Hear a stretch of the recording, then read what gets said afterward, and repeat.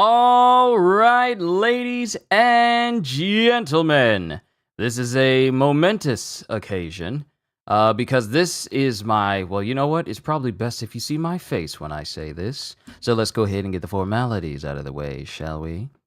Yo, peoples! Kyushu92 here, and welcome back to yet another of my One Piece full read-throughs. Today, we are going to be going through Volume 77 of the series. It's a hefty one. It's 12 chapters in this volume, titled Smile. Now, the reason why I said this is momentous is because this is my last Saturday reading a volume of One Piece to all of you.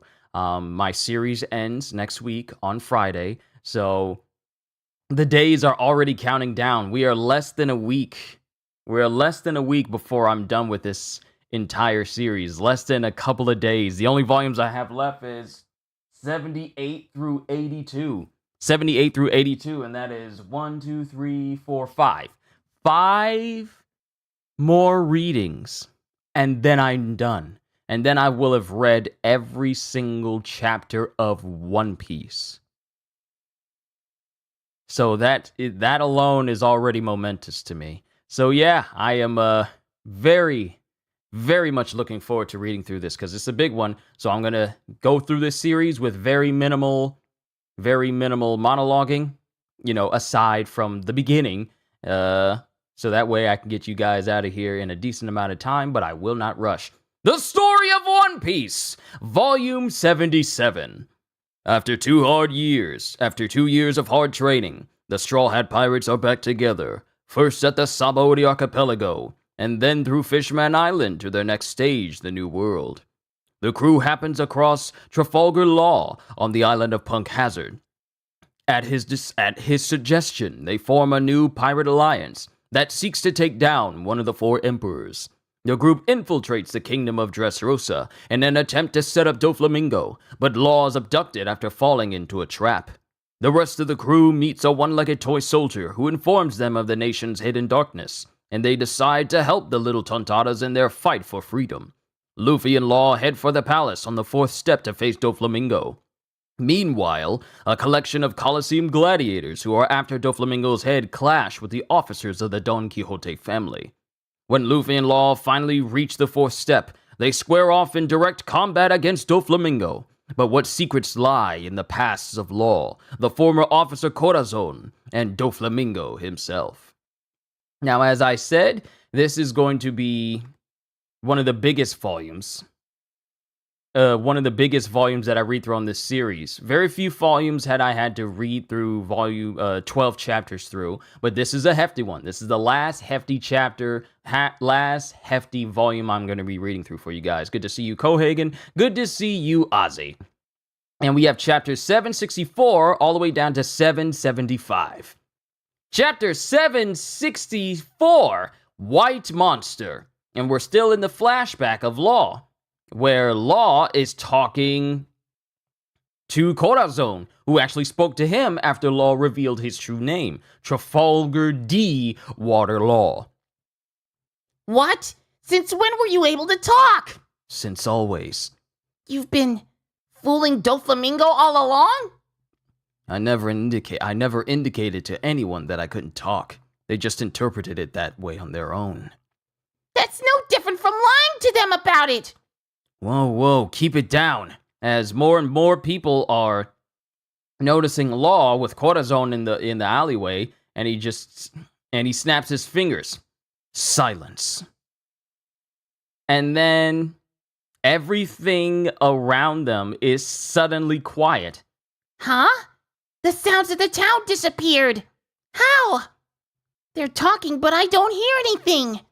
I had to put up a wall because you were making so much noise. It's a soundproof wall. Notice how none of the outside noise gets in here?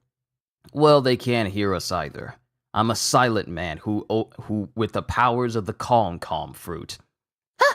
You've got devil fruit powers! Jeez, you're just full of lies! Wait, don't tell me. Are those accidents you're always having? You bet, kid. All an act. And Corazon says this while after lighting a cigarette and inadvertently lighting himself on fire. Liar! Your shoulder's burning! I've been clumsy my whole life. It'll never get better. I'm just a big old klutz. Shut up! The most ridiculous thing about you is the part that is the only part that's true. Why have you been hiding this from your partners? They're not my partners. My only purpose here is to stop my brother Dofi's rampage. I still don't understand how our loving parents could have produced such a monster. He's inhuman. Help! My sons are innocent of any sin. Train your arrows on me, not them. Please do not harm my boys. It hurts, Father! I just want to die! You'll pay for this, you wretches! Father! You won't kill me! I will survive the worst you can throw at me! And I will hunt you down and kill each and every one of you! And this is Doflamingo at a young age, causing all of the, all of the mob to shiver in fear. He was born with an innately evil nature that knows no bounds. The only ones who understand the depths of Dofi's true brutality are the 4 officers, including me, and Virgo, the previous Corazon. Virgo?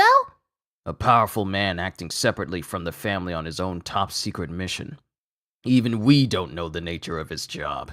He has nothing to do with you. You can't turn into a monster like my brother. Get away from here, Law. I'm not going to leave. That's what I want to be. You have the secret name of D. That means you're one of the fateful few, the people of the D. Back in my hometown, children were scolded into behaving by this threat. If you don't behave, you'll be gobbled up by a D. Every once in a while, when another person with the name of D becomes known, the elderly all raise an eyebrow and murmur. The D will always cause another storm. What's that mean? Am I supposed to be a monster or something? Perhaps. No one knows the truth. But the name lives on in the dark shadows of history around the world. In one area, the people of the D are known as the enemies of the gods. Gods? And if you view the celestial dragons as the gods in this case, then perhaps your people's goal is the very destruction of this world, but with an entirely different meaning than the way Dofi intends it. The people of D no doubt have a philosophy that pits them against the gods. I have no idea what you're talking about. I just came to join the family so I could kill everyone and everything. I'm not working for you. I'm working for Doflamingo. Why would I leave if I'm just gonna die in here anyway? You can leave to search for a cure. There is none. I'm gonna go tell Doflamingo about your powers and your fake silence. No, don't! He'll do worse than just kick you out, I bet. You little brat! As Corazon tries to hit Law, but Law ducks, grabs him by the still airborne limb, and then throws him in a trash can. Duh! I'm a lot stronger after the last 2 years. In your face! Hey, Law! Did you break the law of blood again? What were you two flapping your mouths about? I'll buy you ice cream if you shut up about it. I want the 500 berry deluxe size. Lend me 500 berries, baby 5. Huh? Okay. He needs me. Well, that's the end of it. Darn. Shouldn't have told the kid everything, trusting him to stay silent. Corazon! And this is Doflamingo. Come on, we're about to set sail. It's Suru from HQ again. The Navy sniffed us out. Wait, he hasn't told anyone yet? I decided to stay quiet. I thought it over and realized that I owe you for staying quiet when I stabbed you 2 years ago. So now we're even. Then it shows an explosion as Suru is chasing after Doflamingo. Hey, we're Corazon and Law. I saw them board together, but they're not here. They took some bags and left. Young master, I found this in Corazon's hammock. And it's Senor Pink who brings a note to Doflamingo. And the note says, went to go cure Law's disease. What does he think he's doing?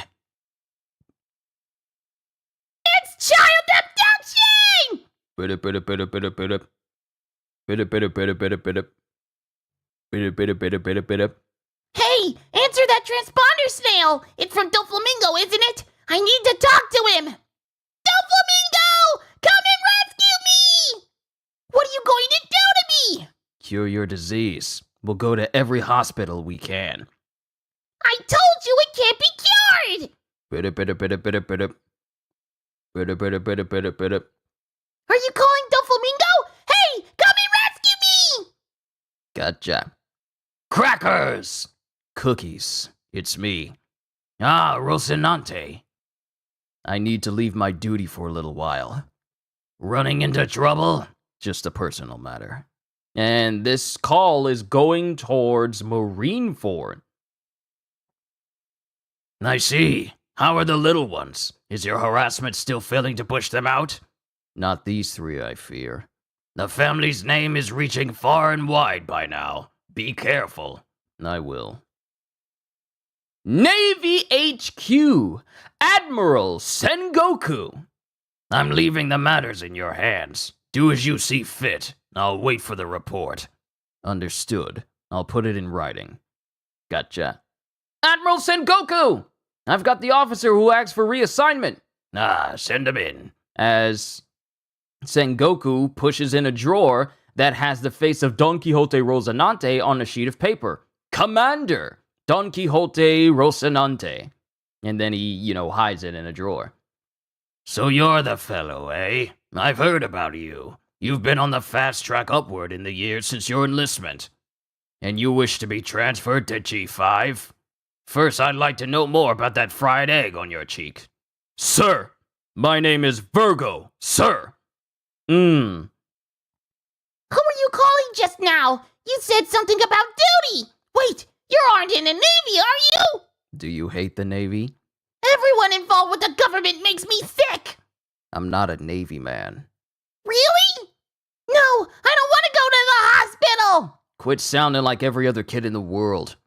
Look just how big this one is. They gotta be able to fix you up. And Rocinante and Law go to a new location with a very big hospital. White lead disease? It's been long enough. Haven't they invented some medicine for it, Doctor? Might I ask where you're from? The White Town Flevins.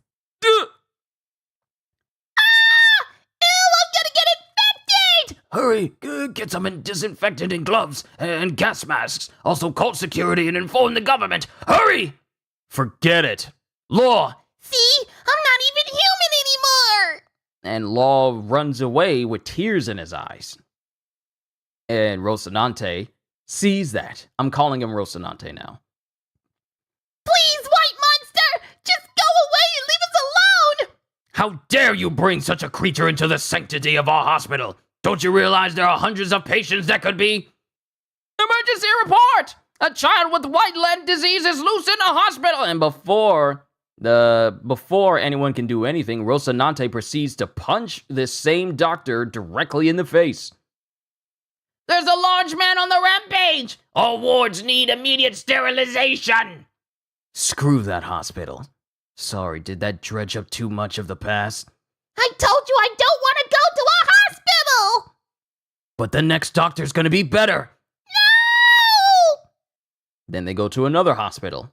After Rocinante set fire to the one beforehand, or at least messed with it a whole lot. White lead disease? Someone, come quick! It's a survivor of the White Town! He has white patches on his skin! Rocinante then blows up a section of that hospital too. Next! The next one will help you. Enough already! I don't want to go! Hello, world government? Why didn't you finish exterminating the survivors of Flevins? See here, Law. This town seems nice. No! Ah! We'll get you! Go away, you filthy thing!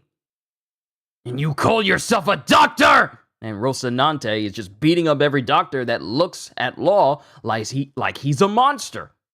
I like Rocinante. 8 hospitals hit now. The afflicted boy is currently... Where'd they go? As multiple armed guards are looking for both Rocinante and Law. Corazon, I'm not getting better. I'm getting worse.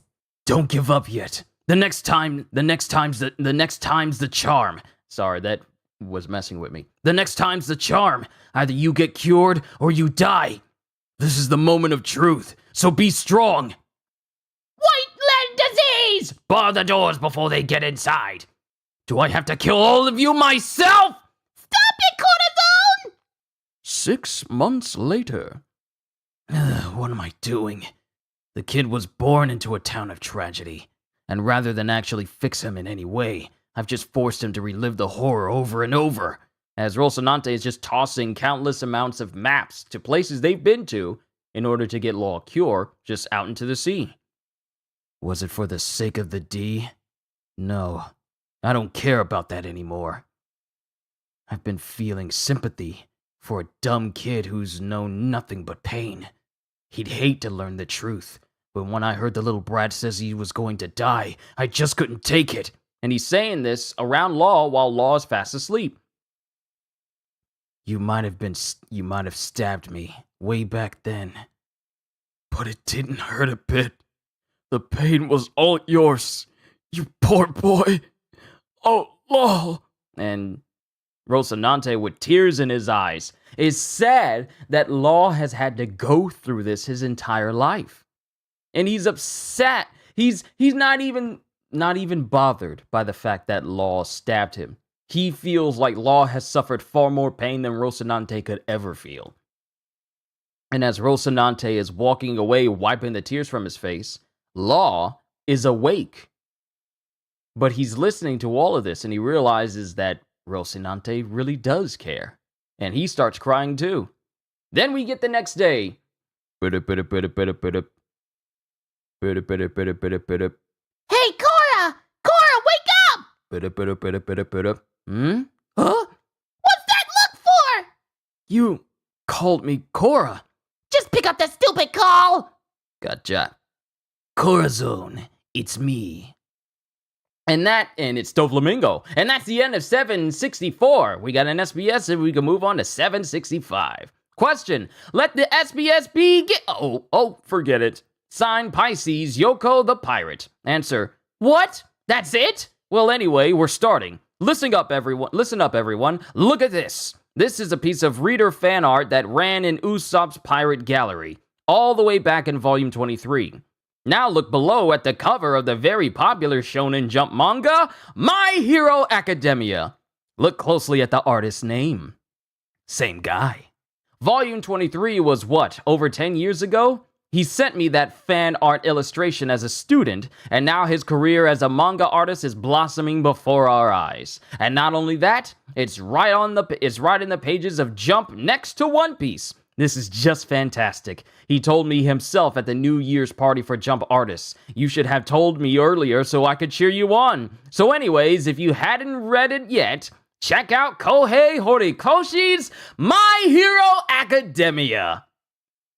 And the art in question from Volume 23 in Usopp's Pirate Gallery is an art piece created by Kohei Horikoshi of Smoker back then.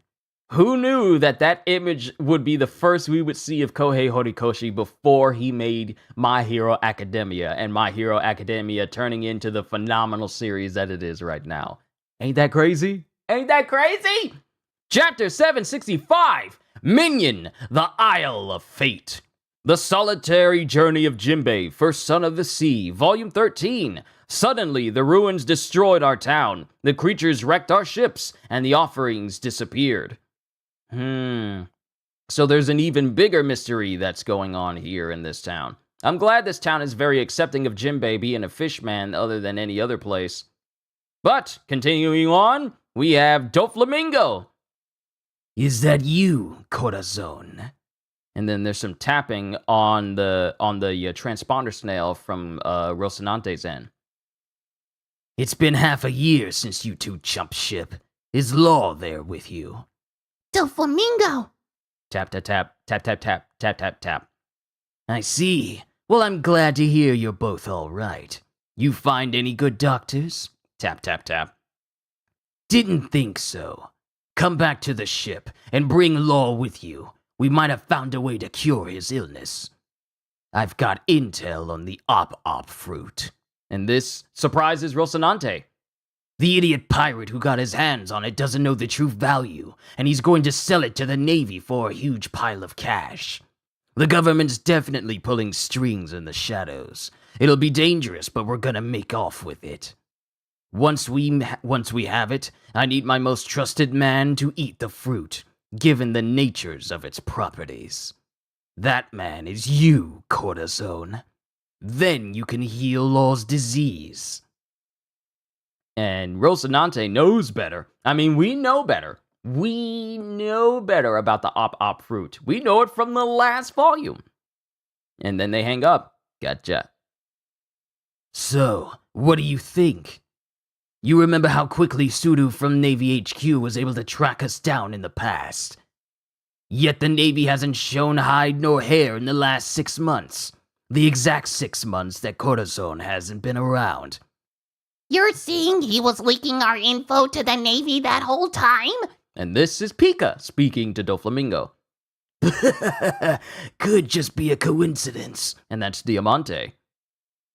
That's what I'd like to think. I mean, I hate to have to slay suspicion on my own brother. Rejoice, Law! There's a chance you'll survive. Forget about the doctors. If we can get our hands on the op fruit, we can cure your white lead disease. What's the op fruit? It has the ability to alter the human body. Its miraculous operations can cure even unidentified ailments. It almost sounds like magic. That's right, but it ain't magic. You need medical knowledge to make the most of it. Luckily, Law is an individual who grew up learning about medicine. That's why you're the perfect person to eat the fruit.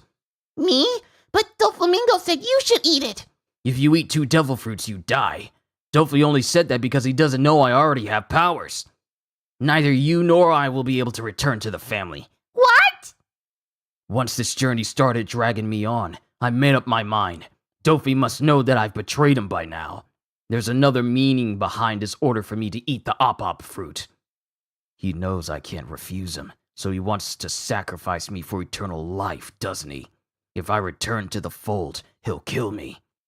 Listen, we're going to beat Dofy to the punch. We'll steal the op fruit before he can get his hands on it. Then you can eat the fruit. Once your disease is cured, we'll find a place to hide.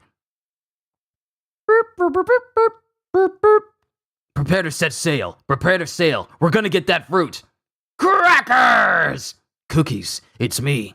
Rocinante, it's been so long, I was getting worried. Hey, Garp, get out of here for a bit!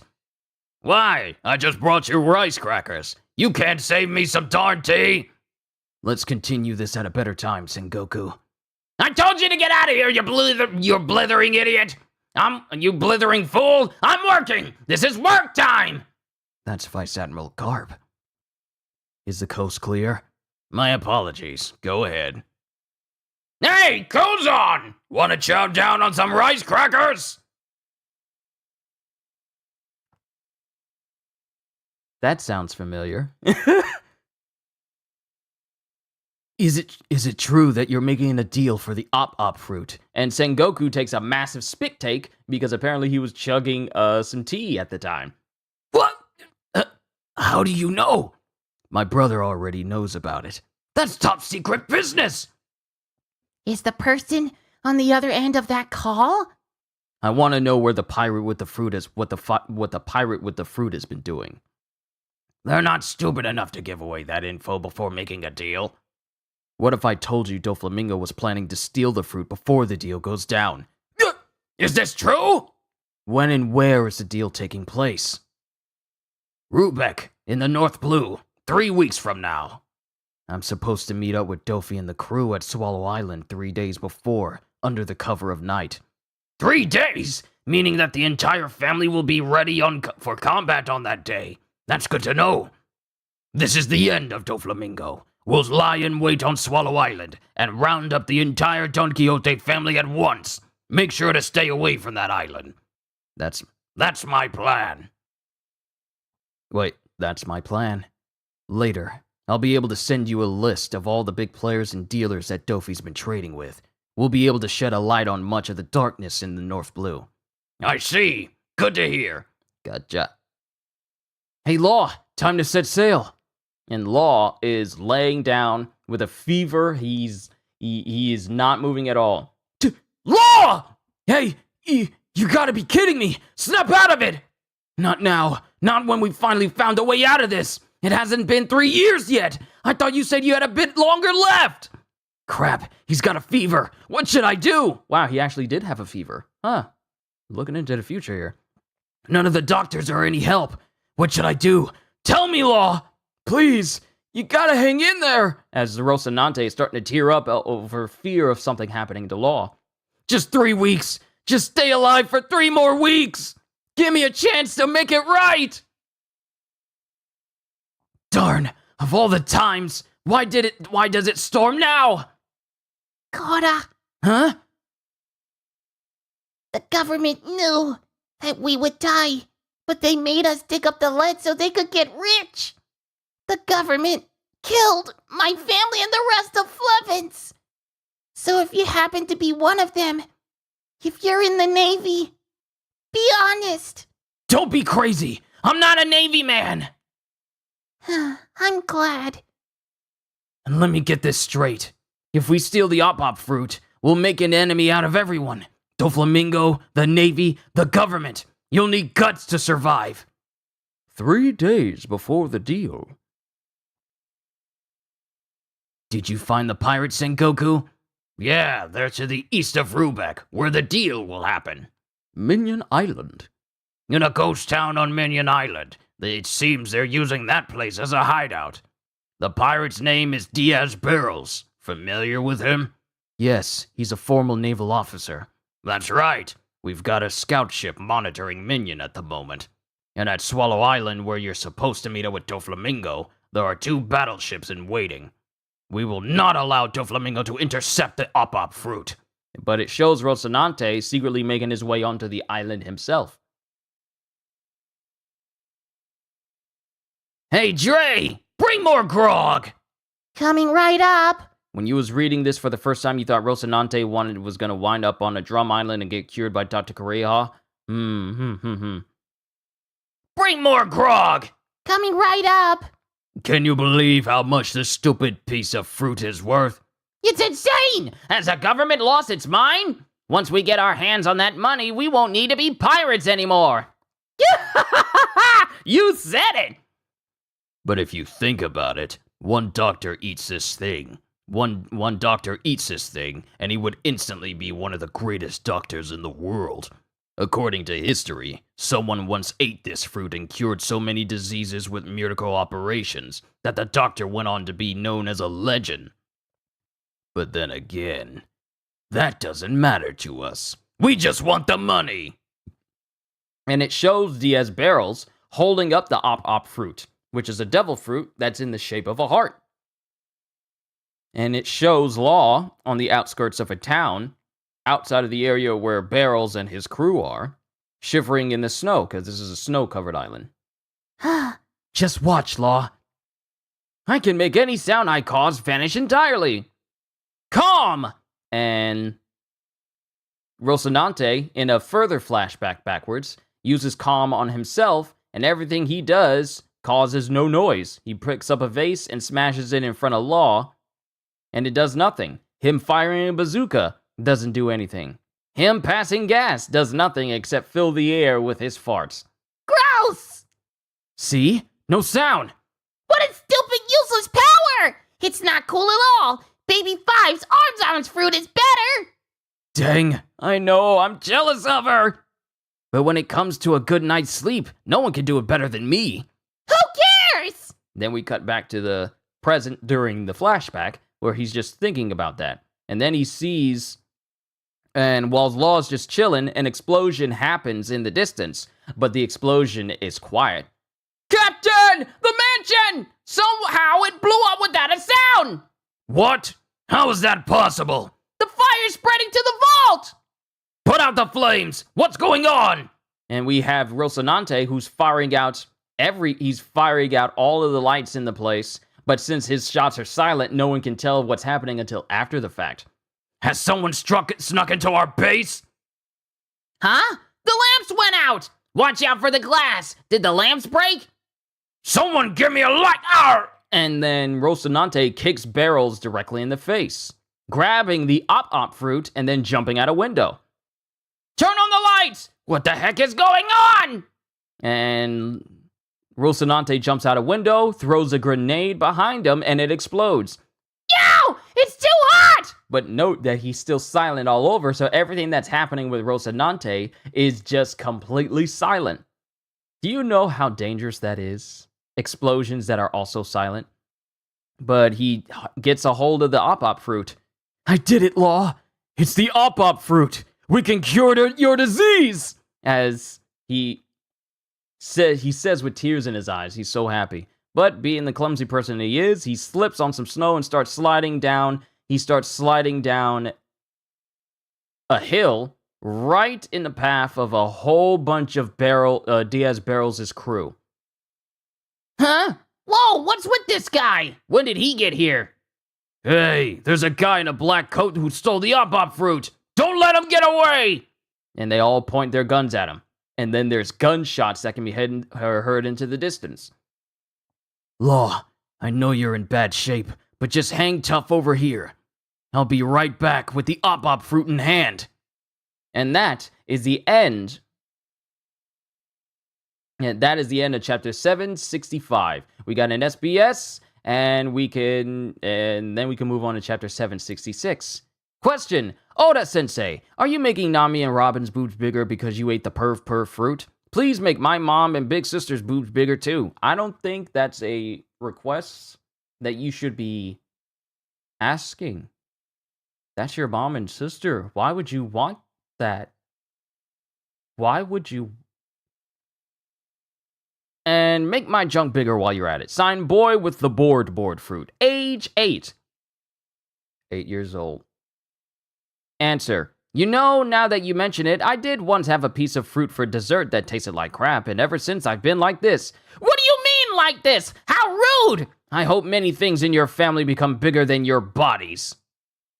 Question: hello, Odachi. Look at that conversation between Kanjiro and Kinemon on the second page of chapter 745 in volume 76. That's from a Rakugo story, the traditional art of Japanese comedic storytelling. It's called The Summer Doctor. Do you enjoy Rakugo, Odachi? Which performer is your favorite? My favorite is the second Shinjaku Katsura. Signed, Fukutaro, age 16. Answer: yes, I was hoping that those Rakugo heads among us would get a chuckle from that one. There's a pun in there between the archaic word for lettuce and doctor, and there's a reference to bellyaches, which is what I was secretly quoting. There's another famous story about the Nuke Suzume, spring sparrow, painted by a particularly talented artist, that pop out of the painting. Anyway, there are lots of Rakugo storytellers I enjoy. I've been listening since elementary school. Kosanji Yanagiya, Gontaro, and Kyotaro, Danshi Takekawa, and Shinosuke, Kinba San Yute, Bujin Katsura, Jakusaburo, Shinsho, and Shinsho Kokonte. And there's no end to them! Rakugo is great, but I bet I've just gone and bored all of you. Cries. Chapter 766, Smile. And we have Luffy eating inside of what looks to be a ramen shop. Luffy and Chopper eating inside of a ramen shop. The first letters of each menu sign spell out Naruto Otsukare-san deshita. Thanks for the great run, Naruto. Because this is a special front page that Oda did to celebrate the end of Naruto. And Luffy is eating a bowl of ramen, while Naruto is on the other side, obscured by Nami, who's wearing a dress that has his trademarks Uzumaki symbols on his back on her dress. Naruto is apparently eating a big old slab of meat that Luffy would normally eat. Man, I remember the day that Naruto ended. It was something else. Chapter 766, Smile. Swallow Island, meeting place of Corazon and the Don Quixote family. Not a single sign of Doflamingo's crew. Where in the world did Sengoku get the information to demand this deployment? Vice Admiral Suru!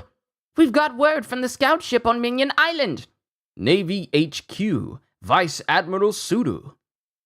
Minion Island, hiding place of Diaz Barrels. Flames coming from Barrels' hideout? That's right. We're heading over to get a better look. Don't be stupid. If they spot you, they'll call off the deal. Just scan the shore and report if you find anything out of the ordinary. Wanted to make sure you guys could hear me. Yes, ma'am. Pirate hideout, Ghost Town. Hang in there, Captain Barrels! Forget about my wounds. Get that op fruit back now. That deal's worth 5 billion berries. And we see a whole bunch of people who are just dead, but we also see a blood trail from the outside of the hideout.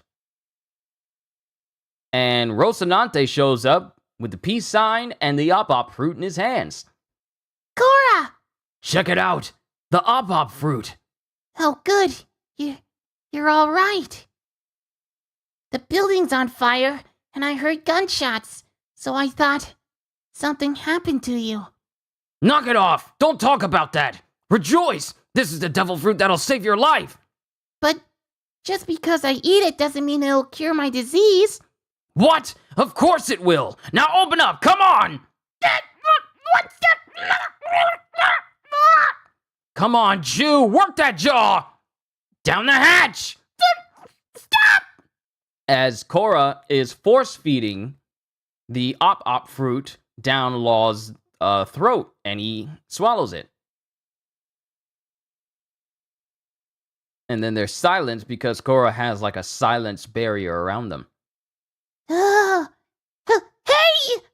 Cora! I'm not ready to have devil fruit powers! I'm not prepared for... And before Law can finish, Corazon falls face first into the snow. Cora? Hey! It's for the best. Now you can heal your own sickness. We beat Doflamingo to it. We won, Law. As blood starts to trickle down his face. Hey! Hang on! As Law sees blood start to come out from underneath Corazon, from underneath Rocinante. And he flips him over and sees that Corazon, that I keep calling him Corazon, sees that Rocinante has been shot all over. Ah! You're bleeding all over! Did you get shot, Cora? Just a little slip up. That's all. Dang it, Cora! What's wrong with you? Oh, I know! Get better! Get better! Stop bleeding! And this is Law trying to figure out how to use his own powers in order to heal Cora. But Cora just pats him on the head. Silly boy. I told you those powers don't work like magic. Then what should I do? You got shot because of me, didn't you? Law, I'll be fine. This isn't enough to kill me, but I need to stop the bleeding for a bit. Got a request for you. On the west coast of the island is a Navy scout ship. I hate to do this to you in your state, but I need you to deliver this. If any sailors see this container, they'll know what it means right away. This little tube can save a place far, far away. A kingdom called Dressrosa. A kingdom? The Navy? Once you've delivered it, we'll get off this island. Huh, the Navy! And as Law is watching, he goes over to where Rocinante told him to go. And while he's waiting for the rest of the soldiers to leave, he sees one left behind. That one's alone! Hey! Take this! A report form. Did someone ask you to bring this to us? Thank you. Don't worry. I'll take it from here. And the person who takes it from Law is Virgo! But you don't sound well at all, my boy. Can I trust you? Yes. I will take responsibility for delivering this message. Someone needs our help! He got shot! He's gonna die soon! Please help him! I don't want him to die! He got shot because of me! And then we see Virgo with Law walking over to where Rocinante is. And then Korra is shocked to see Virgo. Virgo! Corazon! What are you doing here? You look awful! Huh? Did you just speak? Slip of the tongue. Is this what his top secret mission was? Huh? You know each other? Virgo? Huh? Virgo? A powerful man acting separately from the family on his own top secret mission. So this is Virgo. Why is he with the Navy? And that's when Virgo looks at the message and he immediately starts to open it up. No, not the message! So Virgo's mission was to infiltrate the Navy. What terrible misfortune! Of all the countless sailors in the world, it had to be him! And then Virgo looks at the message. Now I understand, Rocinante. And Law looks in utter shock and horror as Virgo proceeds to kick Rocinante directly in the face. And Rocinante is laying up against a wall, and Virgo kicks him straight through the wall. Stop it! So you're that Virgo guy. As Virgo grips Law by the throat and holds him off the ground.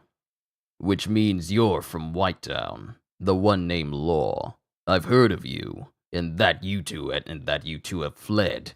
I don't think much of your matters, boy. You ought to address your superior as Mr. Virgo! And he proceeds to toss Law.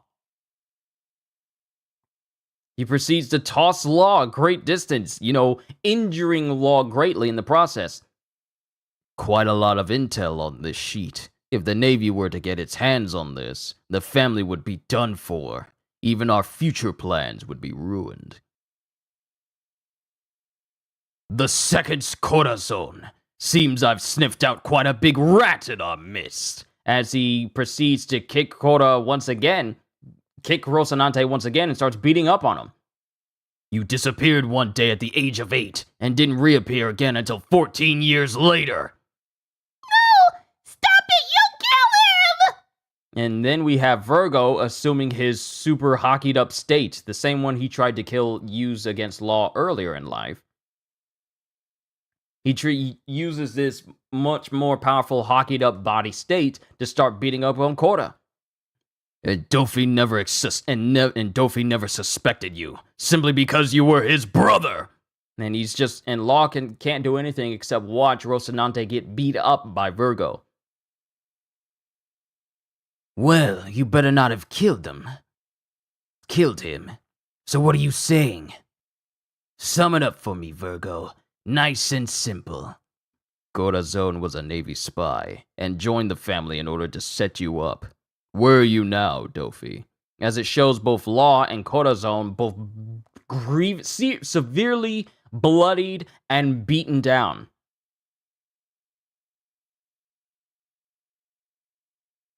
I've been watching our meetup point at Swallow Island from afar, and when I saw 2 battleships, even I had to accept the fact that my dear brother meant me harm.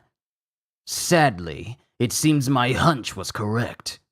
It's just a valuable reminder that you guys are my only true family. Sadly, it seems my hunch was correct. We've just disembarked on Minion Island.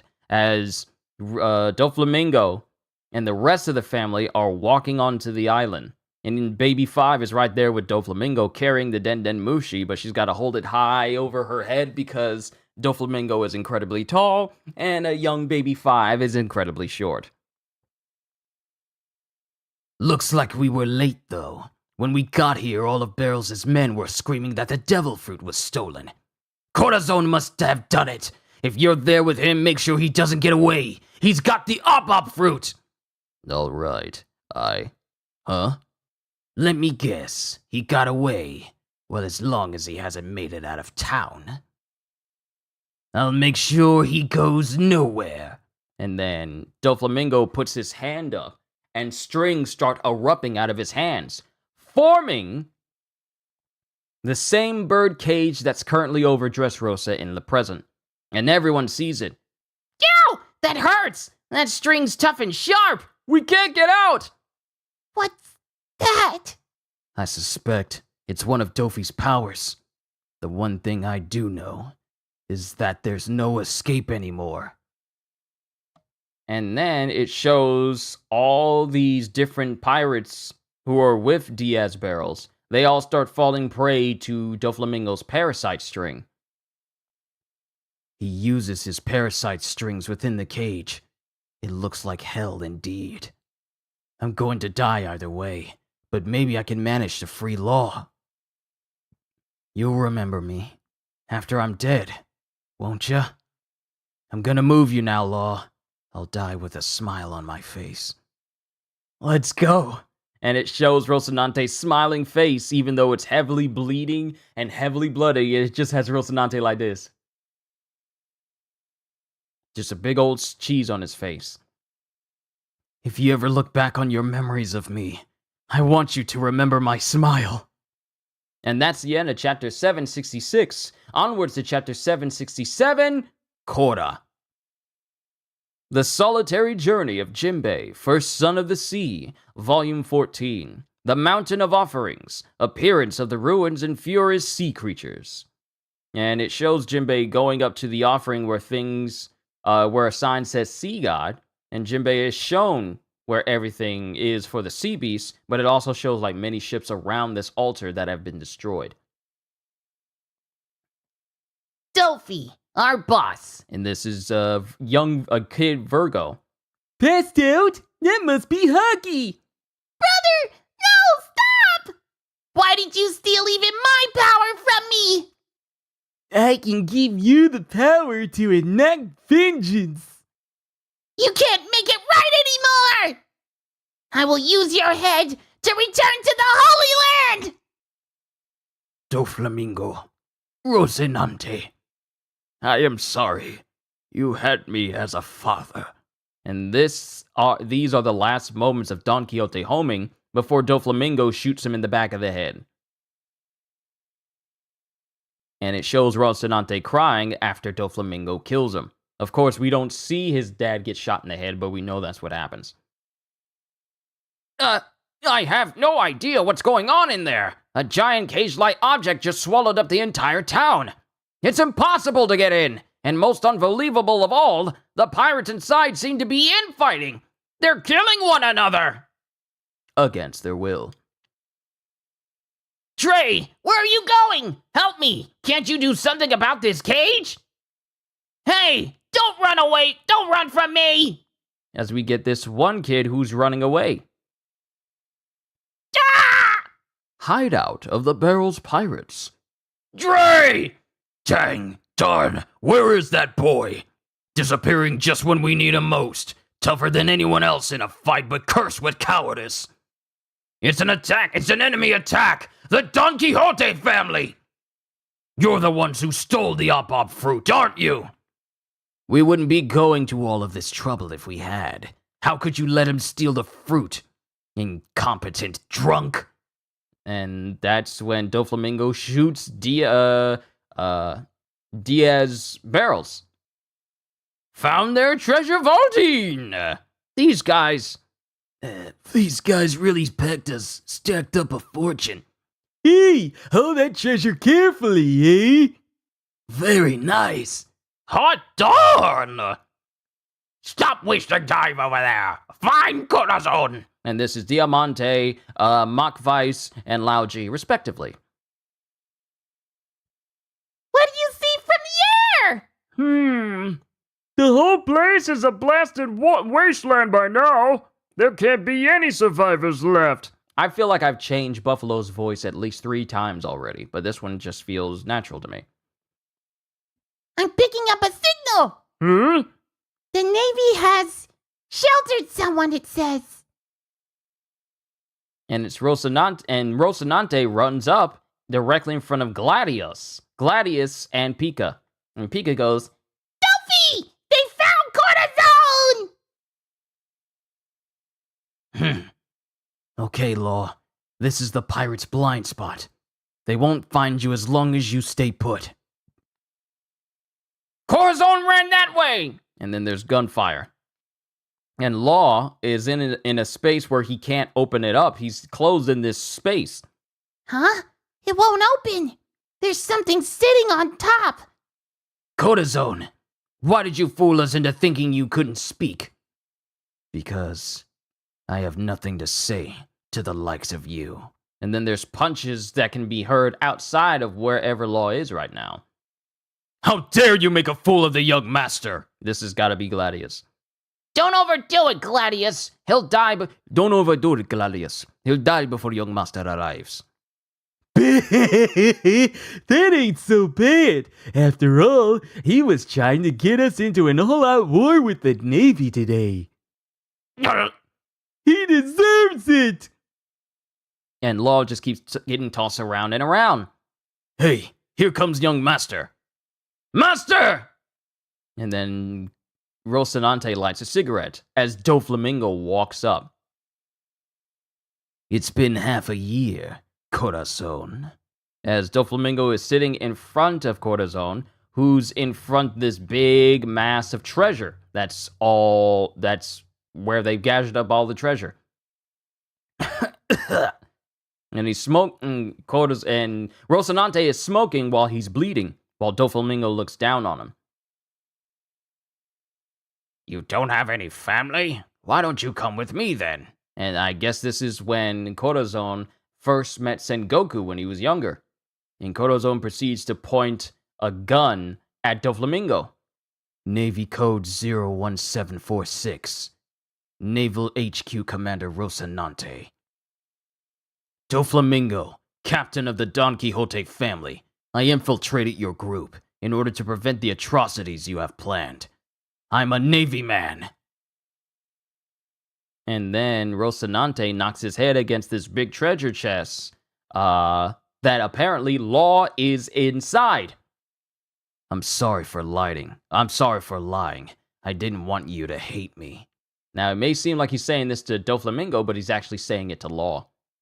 Why are you bringing this up now? I knew that ages ago. Enough of the stupid jokes. I have 2 questions. Answer them. Where is the op-op fruit? And where is Law? I fed the op-op fruit to Law. He's already got the powers, and I made sure he was well outside of the cage.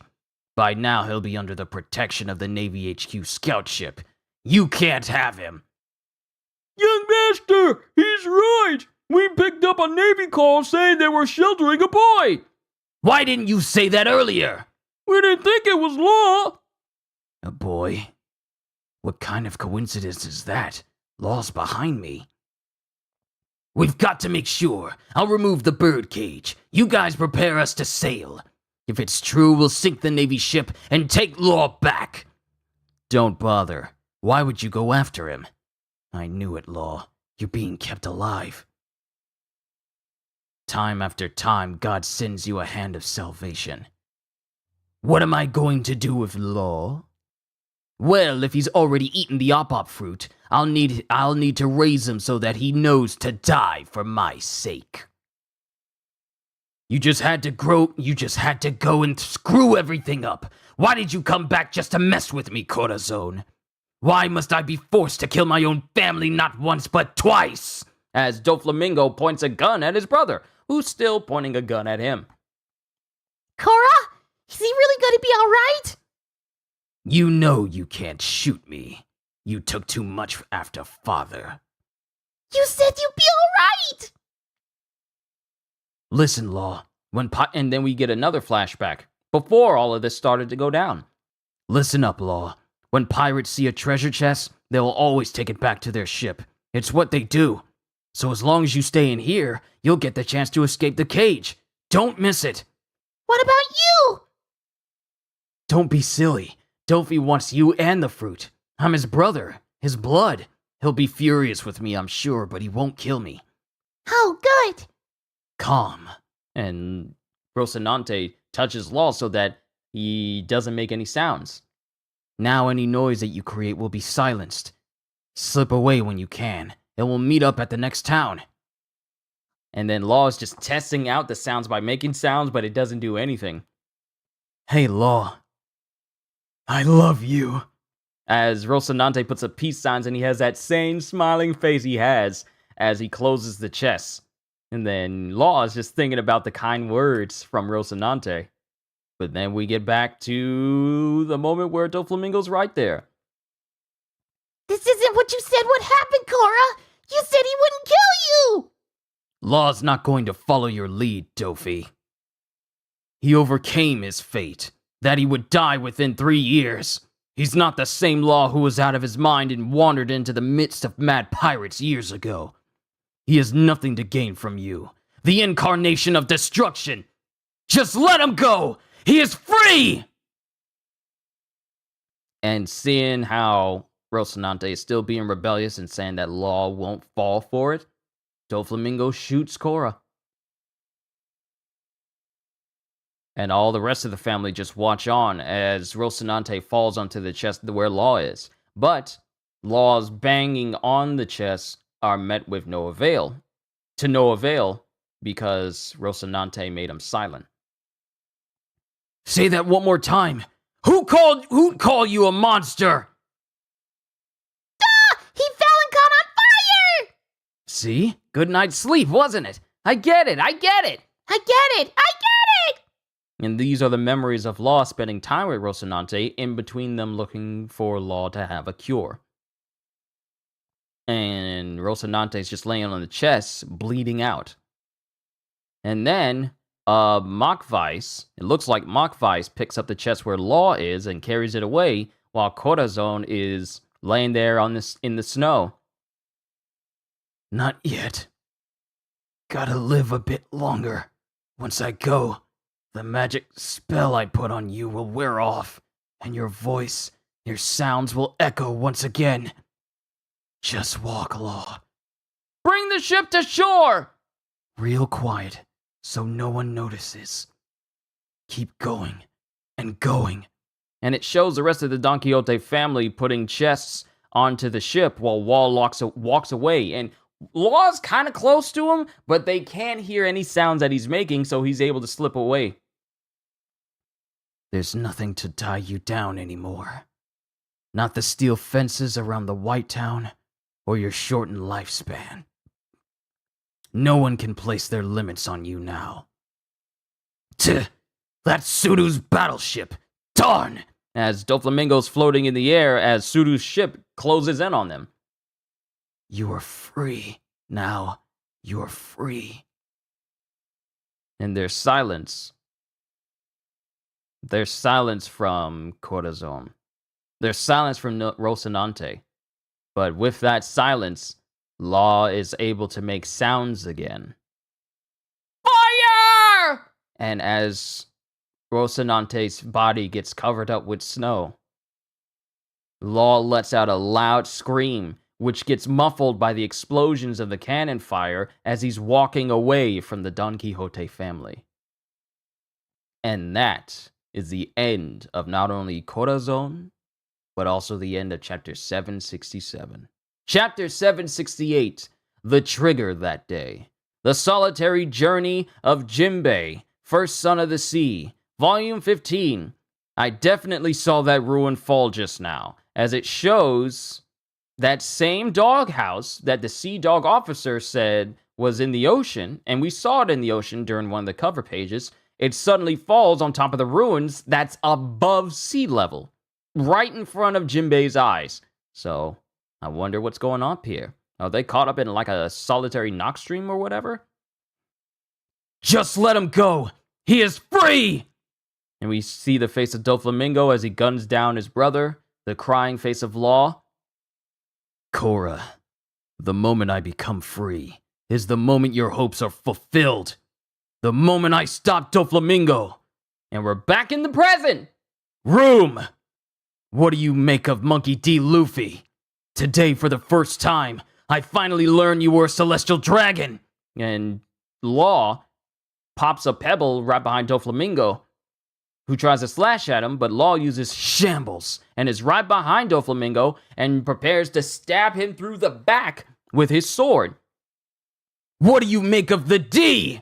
And then we see a stab motion happen towards Doflamingo.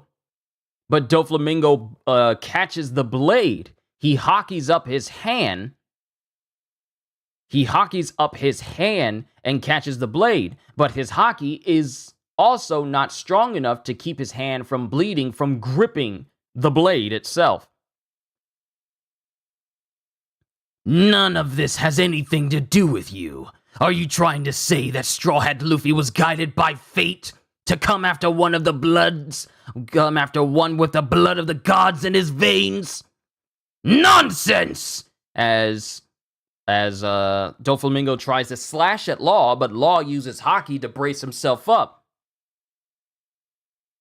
In one area, the people of the D are known as the enemy of the gods. And while he's bracing up for Doflamingo, he then drops the knowledge on Doflamingo.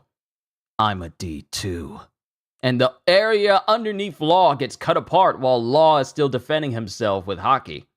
And there's a massive explosion that can be seen from the outside of the palace. I was about to say castle, and my mouth wanted to say palace. Outside of the palace. And Viola is just watching everything go down. New Palace Plateau. There are currently 3 major battles happening in our country. Pika statue. Put out the flames! Ah! Are those pirates? No, they're townsfolk being controlled! Former Royal Plateau. Oh, wait. I read this wrong because it's said in a top, middle, and bottom section. I went wrong. There's an explosion at the castle, and Viola's watching on. Former Royal Plateau. I'm gonna do this right. This is my last Saturday to read this series. I'm doing it right. Former Royal Plateau. How goes the battle, Viola? As for the final fight atop the palace, Straw Hat has been knocked to a lower floor, and Law is being overpowered by Doflamingo. New Palace Plateau. Pika statue and Smile Factory. There are currently 3 major battles happening in our country. The longer this continues, the greater the casualties. And it has Kinemon and Kanjiro laying right above Usopp. Put out the flames! Ah! Are those pirates? No, they're townsfolk being controlled! Bring the rioters under control and put out the fires! How many officers are left, Viola? There's 1 officer guarding the factory, the free swimmer Senor Pink. At the Pika statue is the supreme officer, the stone assimilation man Pika. At Flower Hill on the 4th step is the hero of the Colosseum, the flagman Diamante. On the top floor of the palace, the current king of Dressrosa and stringman Doflamingo. With him, his chief of staff, the mucus man Treble. On the 3rd floor, the rupture man Gladius and his followers. On the 2nd floor, 4 officers. Lao Ji and his Geofish martial arts. Dellinger, the fighting fishman hybrid. And this is where we get the knowledge. Dellinger is apparently a fishman hybrid. Dellinger, the fighting fishman hybrid. The full body weapon Baby 5. The superweight man Machivice. That makes 10 of officer rank or higher. Smile Factory. But the participants in most of these battles are already severely wounded. As Senor Pink continues his fight with Frankie. And Senor Pink takes a whole blow while he's giving a thumbs up to a little kitten. And then Frankie's all like, "Oh man, that's so manly." And all of his groupies are going like, Senor! Then, Pika statue. As Pika continues to clash with Zoro. The conclusion cannot be far off. Then we have Robin. As Bartolomeo is defending her. Palace Plateau, 3rd step. Go on ahead, Miss Robin. Then we have Cavendish. These weak attacks of yours are putting me to sleep. It's going to be dangerous if he actually does go to sleep. Prepare yourself, Gladius. Plateau, Palace Plateau, 4th step. Why, you cocky. As it shows, Diamante has been slashed in the face by Gyros, who's huffing and puffing. Army Bandera. Huh? The ground is rippling. Palace interior, as it shows Leo and a couple of other tontadas embedding the heads of numerous Don Quixote family soldiers in the walls. We're coming for you, Princess Manchewy! Before the palace plateau, we have Sabo helping out civilians, literally just casually lifting up a gigantic slab of rubble from a family, just like, yeah, I got it. Thank you so much! We're saved! Hurry, head for safe ground. If there even is such a thing here. And we have Koala, who's running someplace else. Palace Plateau, second step. Antonio Banderas is in One Piece. Army Bandera. I know you're joking, Cohagen, I know. Palace Plateau, second step. Ah! And we have Elizabello. We have... Can't hit me! 10-ton Vice here! As we have Dellinger going up against Idio, and Mach-Vice going up against Harudin, using his 10-ton Vice to squash Harudin. What did you just say? As Baby 5 is facing off against Sai, who was looking like she was preparing to skewer him with trident-shaped hands. Huh? Gee! As Lao Ji is fighting against Don Chinjiao. However, if we don't defeat Doflamingo, our fate within the birdcage will never change. We must put the fate of our land in the hands of pirates? And Fujitoro's just there, silently watching everything go down. So you're a D, a hidden name then? Are you trying to say it was fate that brought you here? What nonsense did Corazon fill your head with? You think being a D means you can stop me? That enemy's claptrap is a superstition, nothing more! Hey, Duffy! Watch out! You're inside Law's power range! Injection? Huh? Shot! As Law lands a solid hit on Doflamingo with injection shot that goes straight through his midsection. Korra knew perfectly well that having a measly name wouldn't help me beat you. But that was a catalyst. Korra was too kind-hearted to pull the trigger that day. So I've come to do it for him. That's all! And that's the end of chapter 768. Onwards to 769, but we have another SBS. Question: is the scar on Sabo's face from when he fought me? Answer: no. Question: I have a question. The symbol on the back of Law's jacket says Corazon on it. Is this referring to Law's beloved Korra? Does it mean Law's jacket was custom made? Sign Himeji. Answer: yes, it says Corazon, which is Spanish for heart. While this is Korra's code name within the organization, it also makes sense for the captain of the Heart Pirates to wear it, and Law's powers make him the Surgeon of Death, who is able to remove the hearts of others. While this might make the symbol seem frightful to the rest of the world, naturally Law wears it in tribute to Korra. And yes, it's custom made. Question: hello, Ora Sensei. Did the name Rocinante come from the novel by Cervantes?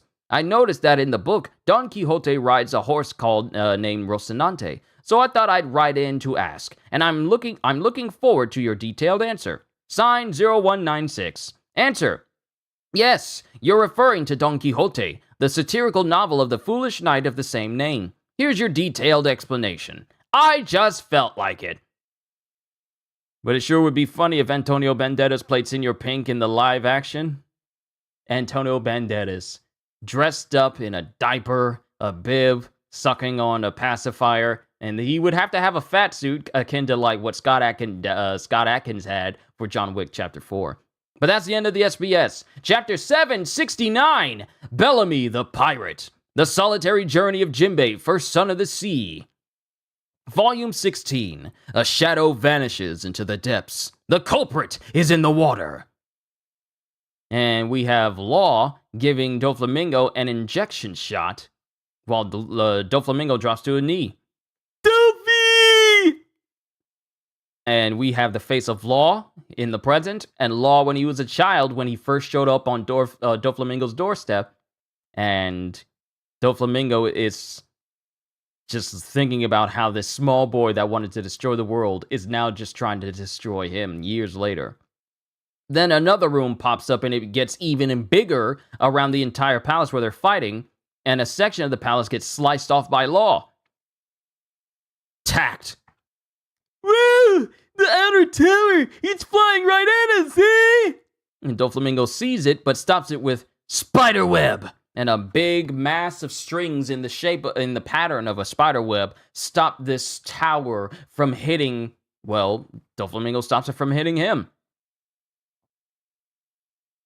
And as the pieces are crumbling around him, Law, who still has his room active, clasps his hands together, and Doflamingo goes, as all the pieces fly towards Doflamingo, and there's a massive crash, as Law is shocked to see that Doflamingo dodges this attack.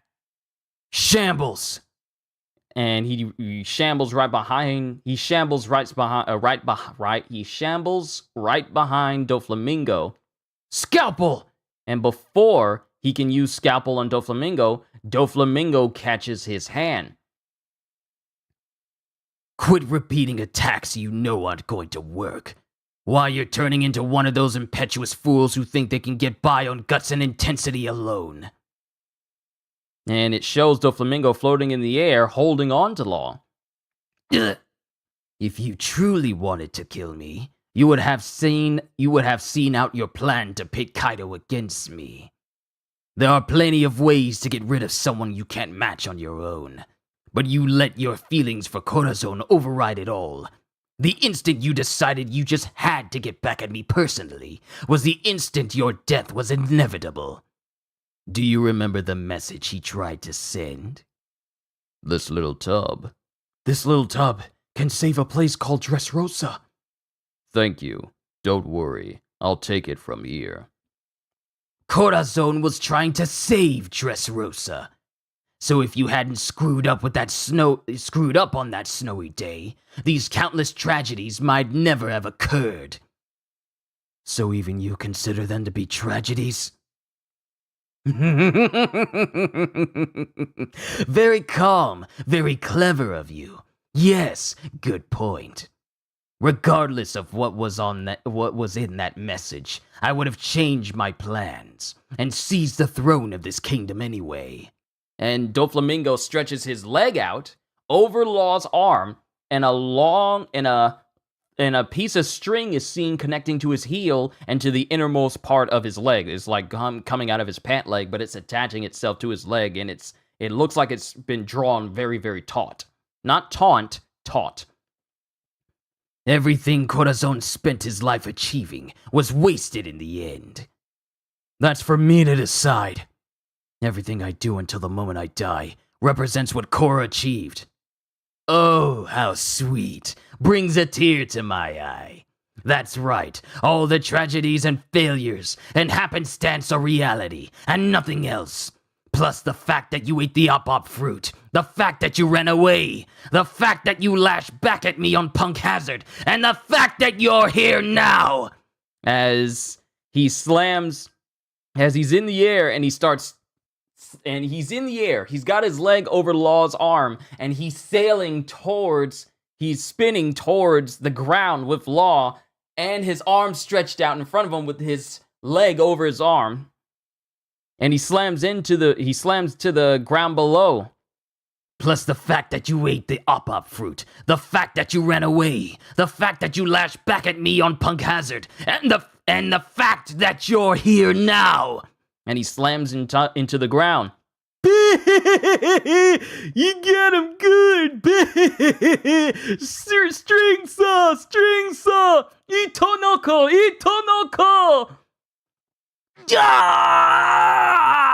As it shows that Doflamingo, using this string saw move, he cuts off Law's arm completely.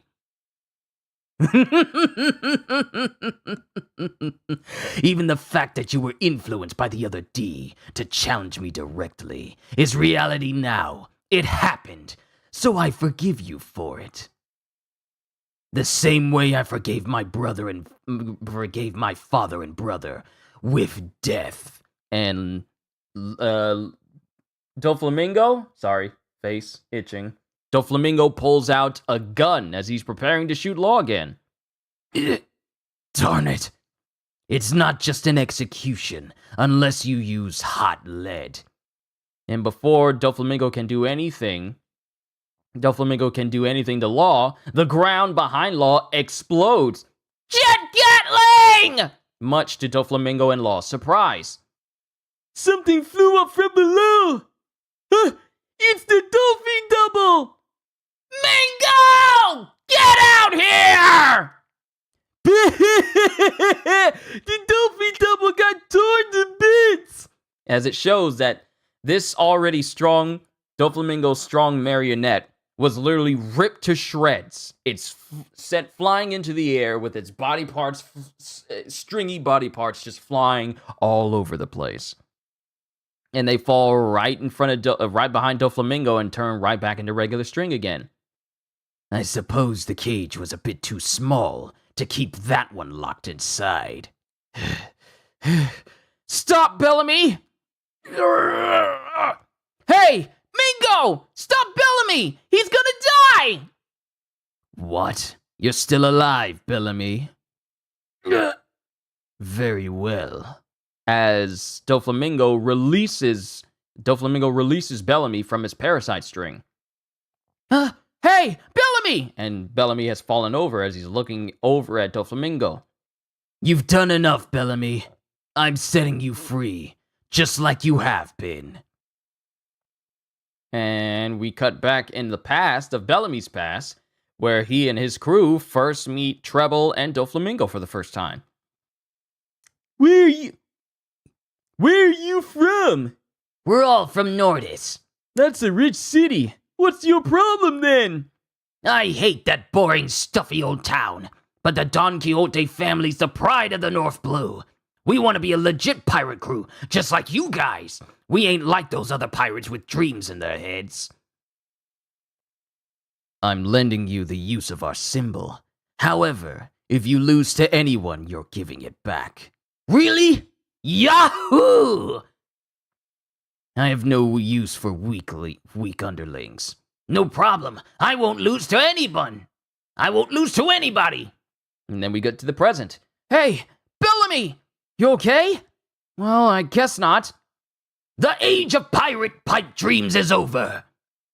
That's the first time we see Bellamy's interaction with Luffy, and then the last time we see Bellamy's interaction with Luffy, when Luffy one-shots him. But Bellamy struggles to get up. I don't hold nothing against you. You have changed, Bellamy. Hey, don't push it! Stay down, man! Joker wants me to kill Straw Hat? You get another chance. Ow, bit my tongue. You get another chance. You're a lucky sap, Bellamy. Well, it figures you'll screw up the assassination. Plus, you're a waste of space, so I'm supposed to finish you off. And as the area is slightly crumbling around them... Whoa, another huge rumbling! Must I spell this out for you, Bellamy? You and I have different aims in the world. We always have. I can't do that! We're friends! And this is when Luffy said it. Hang on, Bellamy. I need you to wait here. I'm worried about Traffy up there. Plus, Mingo and Snotty are with him. He's in danger if I don't go. Don't worry. I'll sock Mingo a good one for you, too. Wait. As we see the legs of Bellamy turn into springs. Do you remember this move? And Bellamy starts bouncing all around the area where he and Luffy were fighting. Spring Hoppa! You've gotten stronger, but so have I. The destructive power of this move is far greater than before. Hey, come on! You're gonna kill yourself rocketing around like that! Shut up! Stop feeling concerned for your enemy! I understand that I chose the wrong man to idolize, and how pitiful that makes me, but I don't want to be pathetic enough to lash out at the man I chose to follow just because his answer wasn't what I wanted to hear. If I'm gonna be an idiot, I've gotta see that choice through to its end! This is my final battle, Straw Hat, so indulge me! As Bellamy keeps bouncing around the room with his 2-year time skip, Spring Hoppa! That's the end of chapter 769, onwards to 770. But first, an SBS. Is Gladius junk capable of bursting too? Signed, Moranko. Answer, it is! That's scary! What are with these people asking these questions? Question, how old is Corazon? Why isn't Sugar present in the flashback scenes of the Dolphy family? Signed, Roranora Romugine. Answer, Corazon is 2 years younger than Doflamingo. He was 26 when he died. Sugar and Monet joined the family after that incident. The two were rescued from terribly misfortunate circumstances by Doflamingo. They were sisters, aged 9 and 17 at the time, and they now dedicate their lives in service to the family. They got their devil fruit powers after joining. Doflamingo really seems to place a heavy focus on the environments in which people were raised. Question. Hello, Odachi. I've decided to do my own palm reading for Luffy. Oh my goodness, he clearly has the legendary Masukake line all the way across the palm. From what I've researched, this is quite an extraordinary line that indicates great and mighty deeds, and it fits Luffy's profile perfectly. No wonder he can use the Haki of the Supreme King. Incredible work, Odachi! I can't believe you even designed the palms of your characters this way. I'm simply speechless. I don't know nothing about any of that. Doesn't interest me. Signed, Tao Tenny. Answer.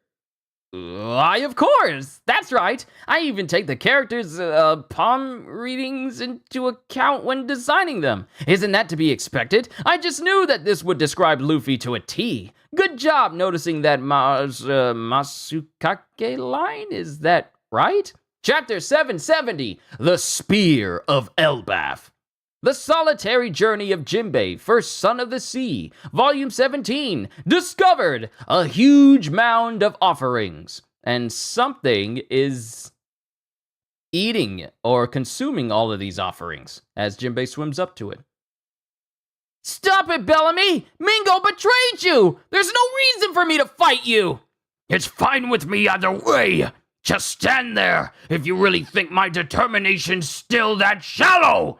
As he rebounds off the wall and hits Luffy full force in his midsection, which Luffy tries to use Haki on, but it's not enough, as Bellamy's speed and power is enough to make Luffy cough up a little blood, even though Luffy's using Haki to defend himself. Pika statue, as Zoro and Pika continue to clash. Darn, no foothold. As Pika tries to hit Zoro. Sir Pika! Palace Plateau, second step. But then as Pika tries to... the spot where Pika punched Zoro, his whole arm splits open as Zoro sliced directly down his arm. Ah! It's Pirate Hunter Zoro! This stone doesn't know when to give in. Take him down! You are truly a fool if you think knowing my power gives you a chance. Wait! Wait! Whoa! Whoa! Commodore Dignity, attend hot! And Orlumbus shows up, and he makes all of the Don Quixote family soldiers, let's just say Don Quixote soldiers, stand at attention. No! Stop! Commodore? Please, no! Huh? Why are we standing in a line? Killer Bowling! And Orlumbus takes a full-grown man, has him rolled up into a ball, and then sends him careening towards all the other Don Quixote soldiers that were lined up from his Commodore Dignity. Nice one, thanks. And they were all the ones behind Zoro preparing to fire on him. So Orlumbus came in and, gave Zoro just a little bit of breathing room. Nice one, thanks. You're from the Colosseum, right? I am Orlumbus. If we were at sea, I would marshal the forces of my Yonta Maria fleet to come to your aid. Alas, I am undermanned here. You must handle the stone monster yourself. I'm on it. Getting sick of that guy raising hell. Huh? As Zoro looks over and we see Pika Pika cause his face to come out of the full the plateau itself. There's a face on the wall. There's a face on the wall. Ah! Sir Pika's taken over this plateau! Hmm? Pika Pika! Pika Pika! Pika Pika! idiot! What the heck was that, a laugh? Huh? Do you have a problem with how I laugh? I'm just surprised because it sounded so stupid. Oh, you're the stupid one, Pirate Hunter! Quit making Sir Pika angry! Pika, pika, pika, la la la! I forgot about his laugh. I forgot about it. Pika, pika, pika, la la la! Charleston! As we see large spikes of stone emanate from Pika because, you know, Zoro insulted him again. I like that you're so big. The bigger they are, the better the slice. Hang on, Pika. Remember, we're fighting down here too. And this is Dellinger. Destruction cannon! Eyes over here, shrimp. Is it because we're enemies? Huh? And this is Baby 5 talking to Sai. Why don't you just come out and say it? What are you talking about? Don't pretend you don't know. My blade shall seek out your heart. You said I want your heart. You can't break my grip. And I'll never let you go. Can you follow me at this speed? And will you follow me? Look, if you really want me that badly, then I don't care who I work for. Just say it. You need me, don't you? Huh? And this is Sai looking confused at Baby 5 as she's misconstruing everything that he's saying. Perfecting! That's a good footholding. Already gotten Arudin, the giant down, so who's next? As we're here with Mock Vice. Aha! That's Zoro! Even the warrior of Elbaf is helpless against Mr. Mock Vice. It is my dream to be king of all the giants. Instead, I lose the match. I get turned into a toy, and when I am saved, I cannot even repay my gratitude. It's pathetic. I sought to repay my debt even if it killed me. Nyoing! Ton! So how can I still be alive after failing? Is that all my gratitude amounted for? Here I come, Roranoa! Destructive 1,000-ton vice! Is that? And then Harudin gets up right next to Zoro. My apologies. Let me handle him. Harudin! Come on, fella! I thought I already had you down already! Then I just gotta get even heavier! Hellish 10,000-ton vice! I hope you still gotten some bones left to break! Dead men serve no purpose, but one arm left should be good enough to take down an enemy leader. Taste the last of my life! As Harudin stands in the path of Mock Vice, and hits Vice, who's using 10,000 tons of pressure to try and kill Zoro and Harudin with. And he uses it with a straight punch called Gungnir! And all the bones inside of Harudin's arm start to break from this pressure. He even loses a tooth as he grits his teeth so hard. And even the leg he's using to brace for this attack, even his leg starts to break. The bones in that leg start to break as well. Let him fly to the kingdom of the gods. Neen! It ain't gonna workin! This is 10,000 tons! And the whole area underneath Harudin starts to flatten and crater from the enormous amount of pressure. Crush Harudin!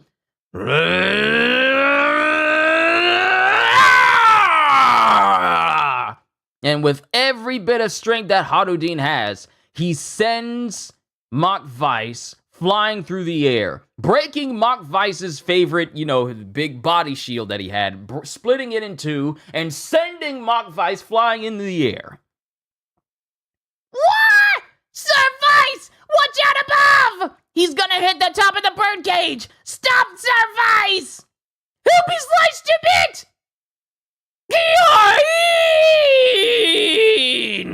As we see a cry let out from the top of the birdcage, and we even see a spray of blood come from the strings as Mach Weiss gets sent flying full speed into the razor-sharp strings of the birdcage.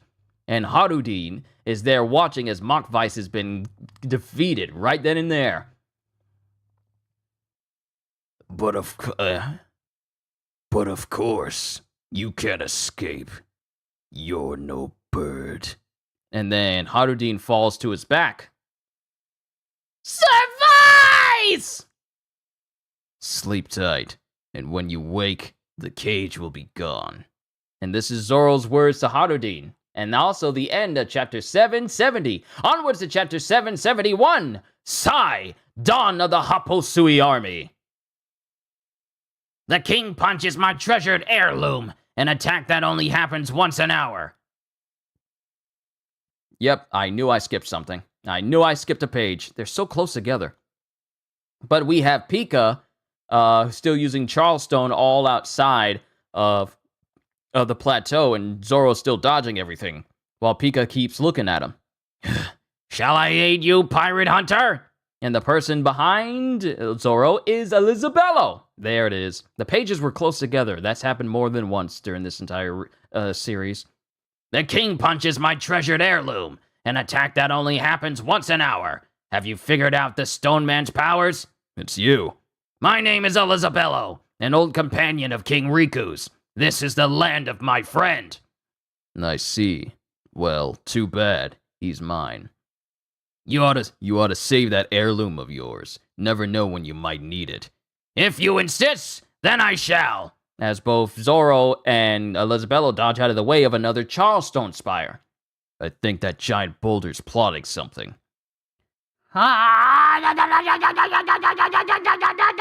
And we cut to Lao Ji, who's basically moving like an old man with back issues. Look, that's his back pain stance. I strange job! Such nimble movements! As Lao Ji is hitting all over Don Chinchao's body with this back pain stance eye strain jab. Icy stiff shoulder! Immortal warrior's joint pain! As all these hits land all over Don Chinchao. And they actually hurt him. That's the Lao Ji we know! He's pushing around Don Chinchao, the man worth 500 million! As I get older and know more and more pain, it only sharpens my G-office! G!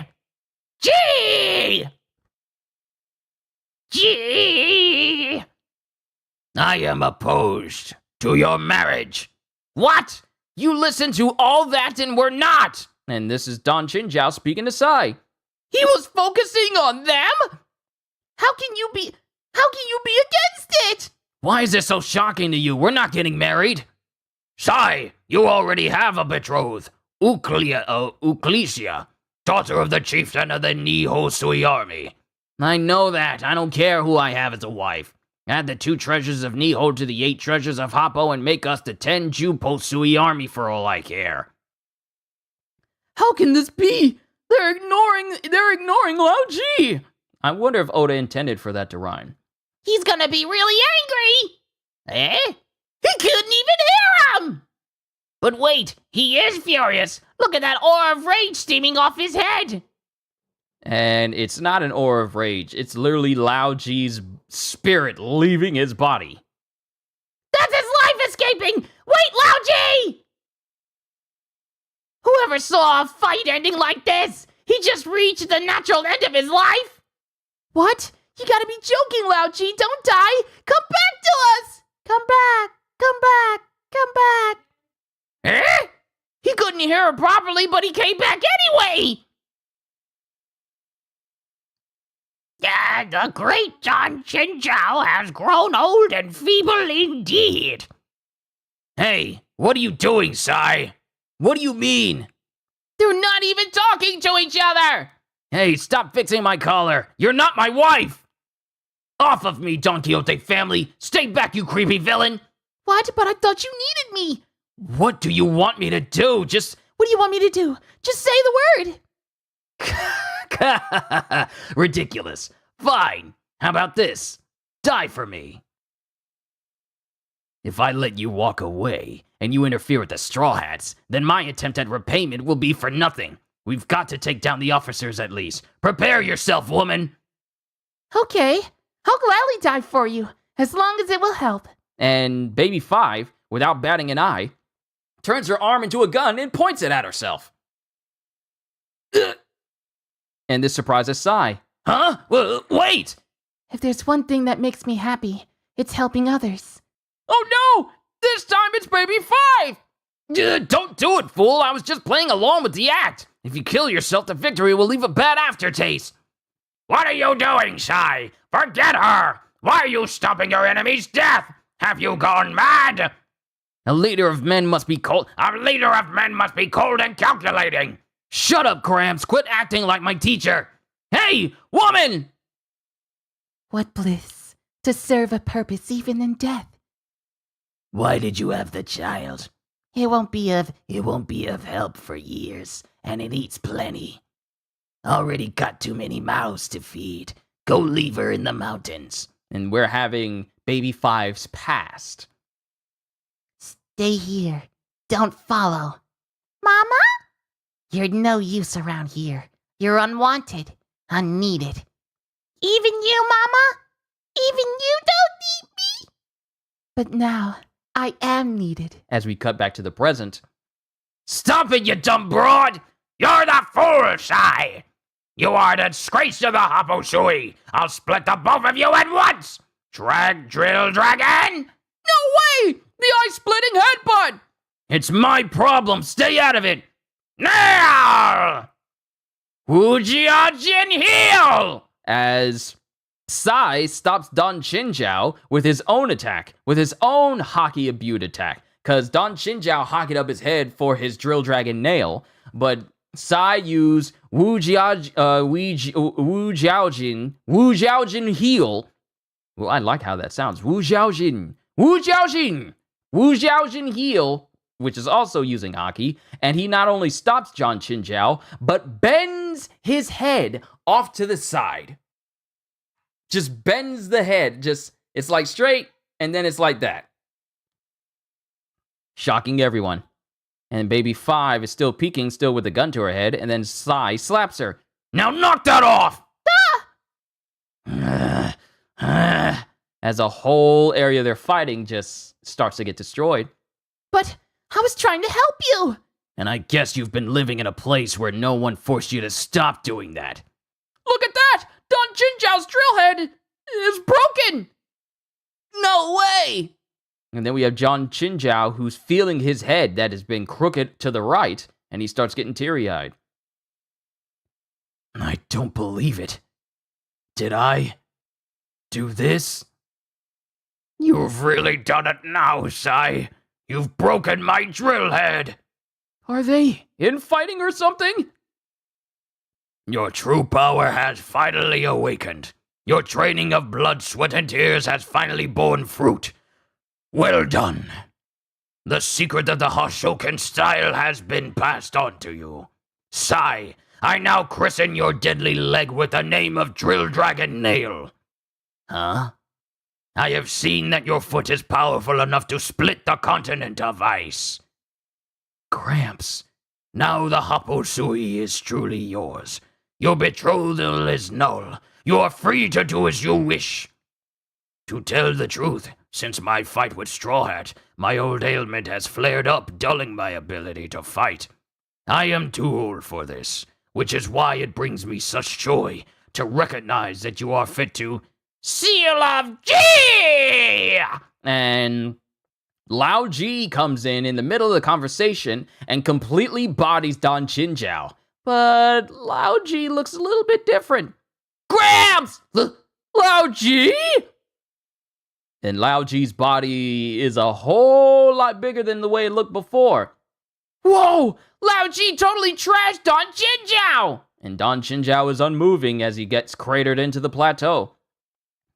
This is the ultimate art of the Geo-Fist style. Battle Insurance Fist! A Qigong exercise. QI is Chi, not Ki. A Qigong exercise that builds up young muscle and stores it away to counteract illness, injury, or just plain old age. My skills are mastered. My strength is at its youthful peak. Who can possibly defeat me now? And Lao Ji's body has basically, with this technique, allowed his body to basically become like that of Master Roshi when Master Roshi decides to go 100%. His feeble-looking body gets massive muscles, and he's far bigger in height than anything else. How do you store this sort of power? Dressrosa belongs to the young master. All who live in the country are his slaves. You will never escape from this bird cage alive with a G. You cannot have Baby 5. Kano Kingdom Monkey. She would give up her life if someone needed it. Have you ever seen another woman this useful? Just wait. Baby 5, I will extinguish this fool and save you right now with a G! And Baby 5 is getting teary-eyed that someone is calling her useful, so you know that sort of mentality is still present.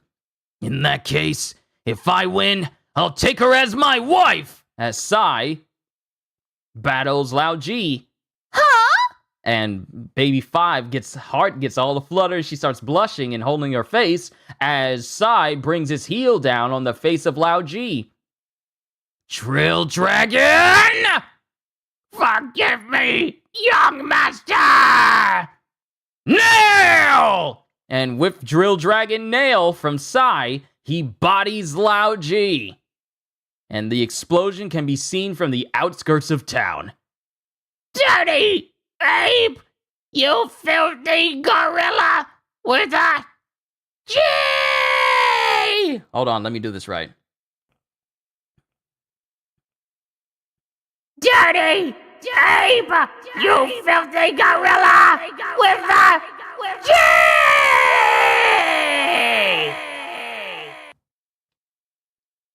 Call me Don.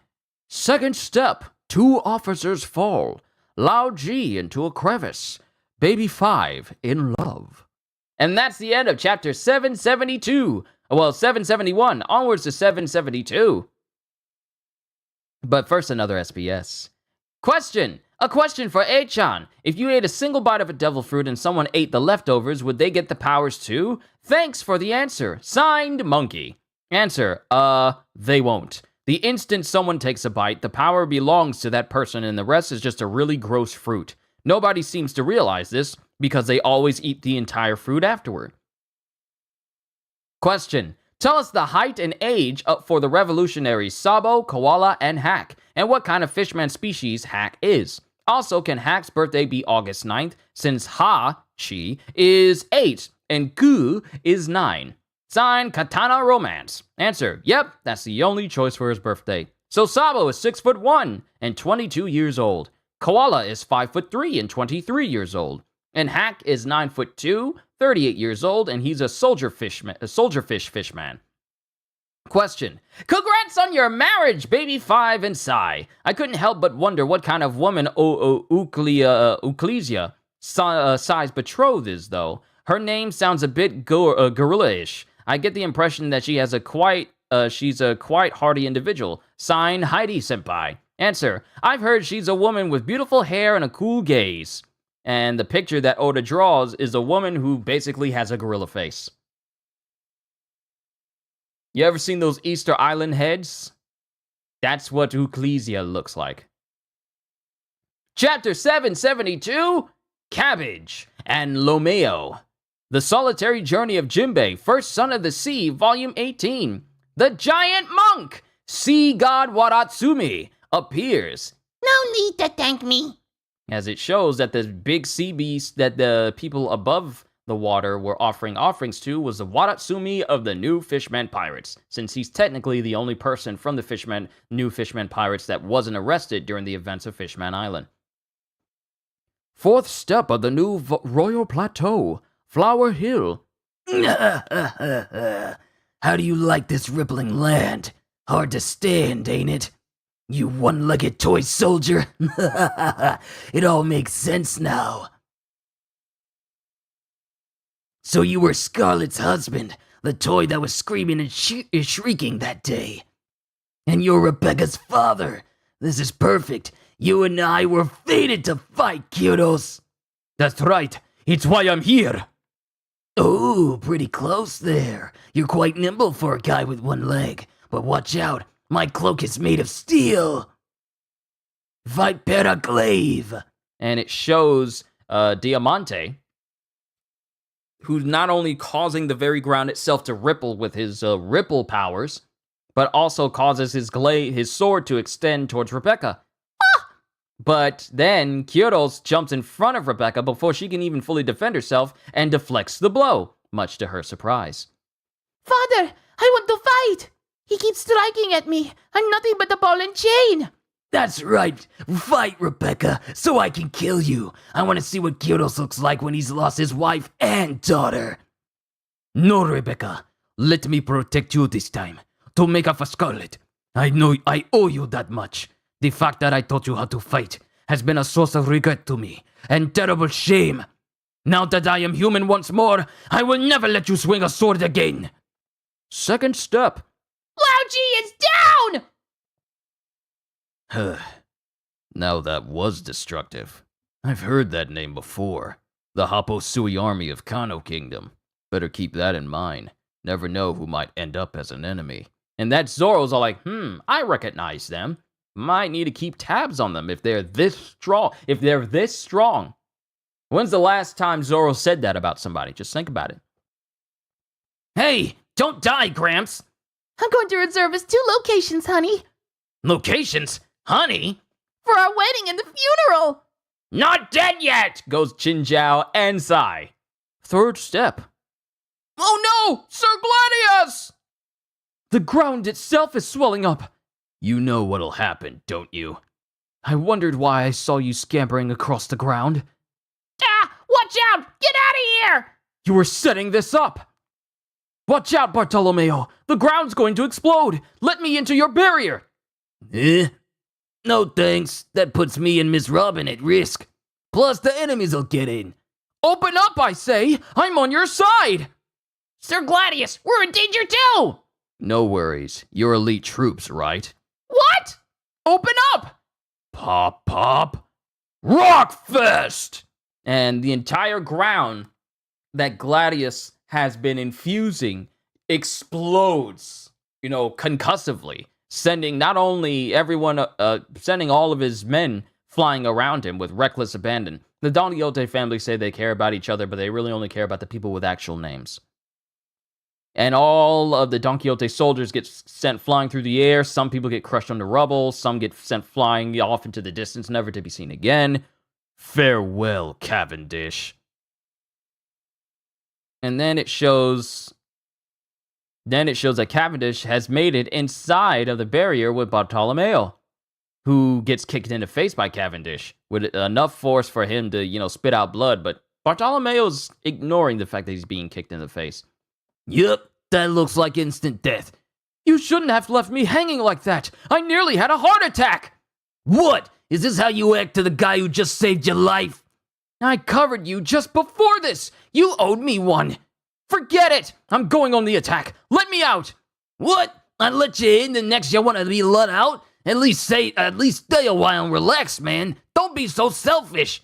What is this, a hotel? After you defend, you attack. It's common sense. Fine, but I ain't letting you back in. If you better if I need it. Why must you be so stubborn? Oh, what about Miss Robin?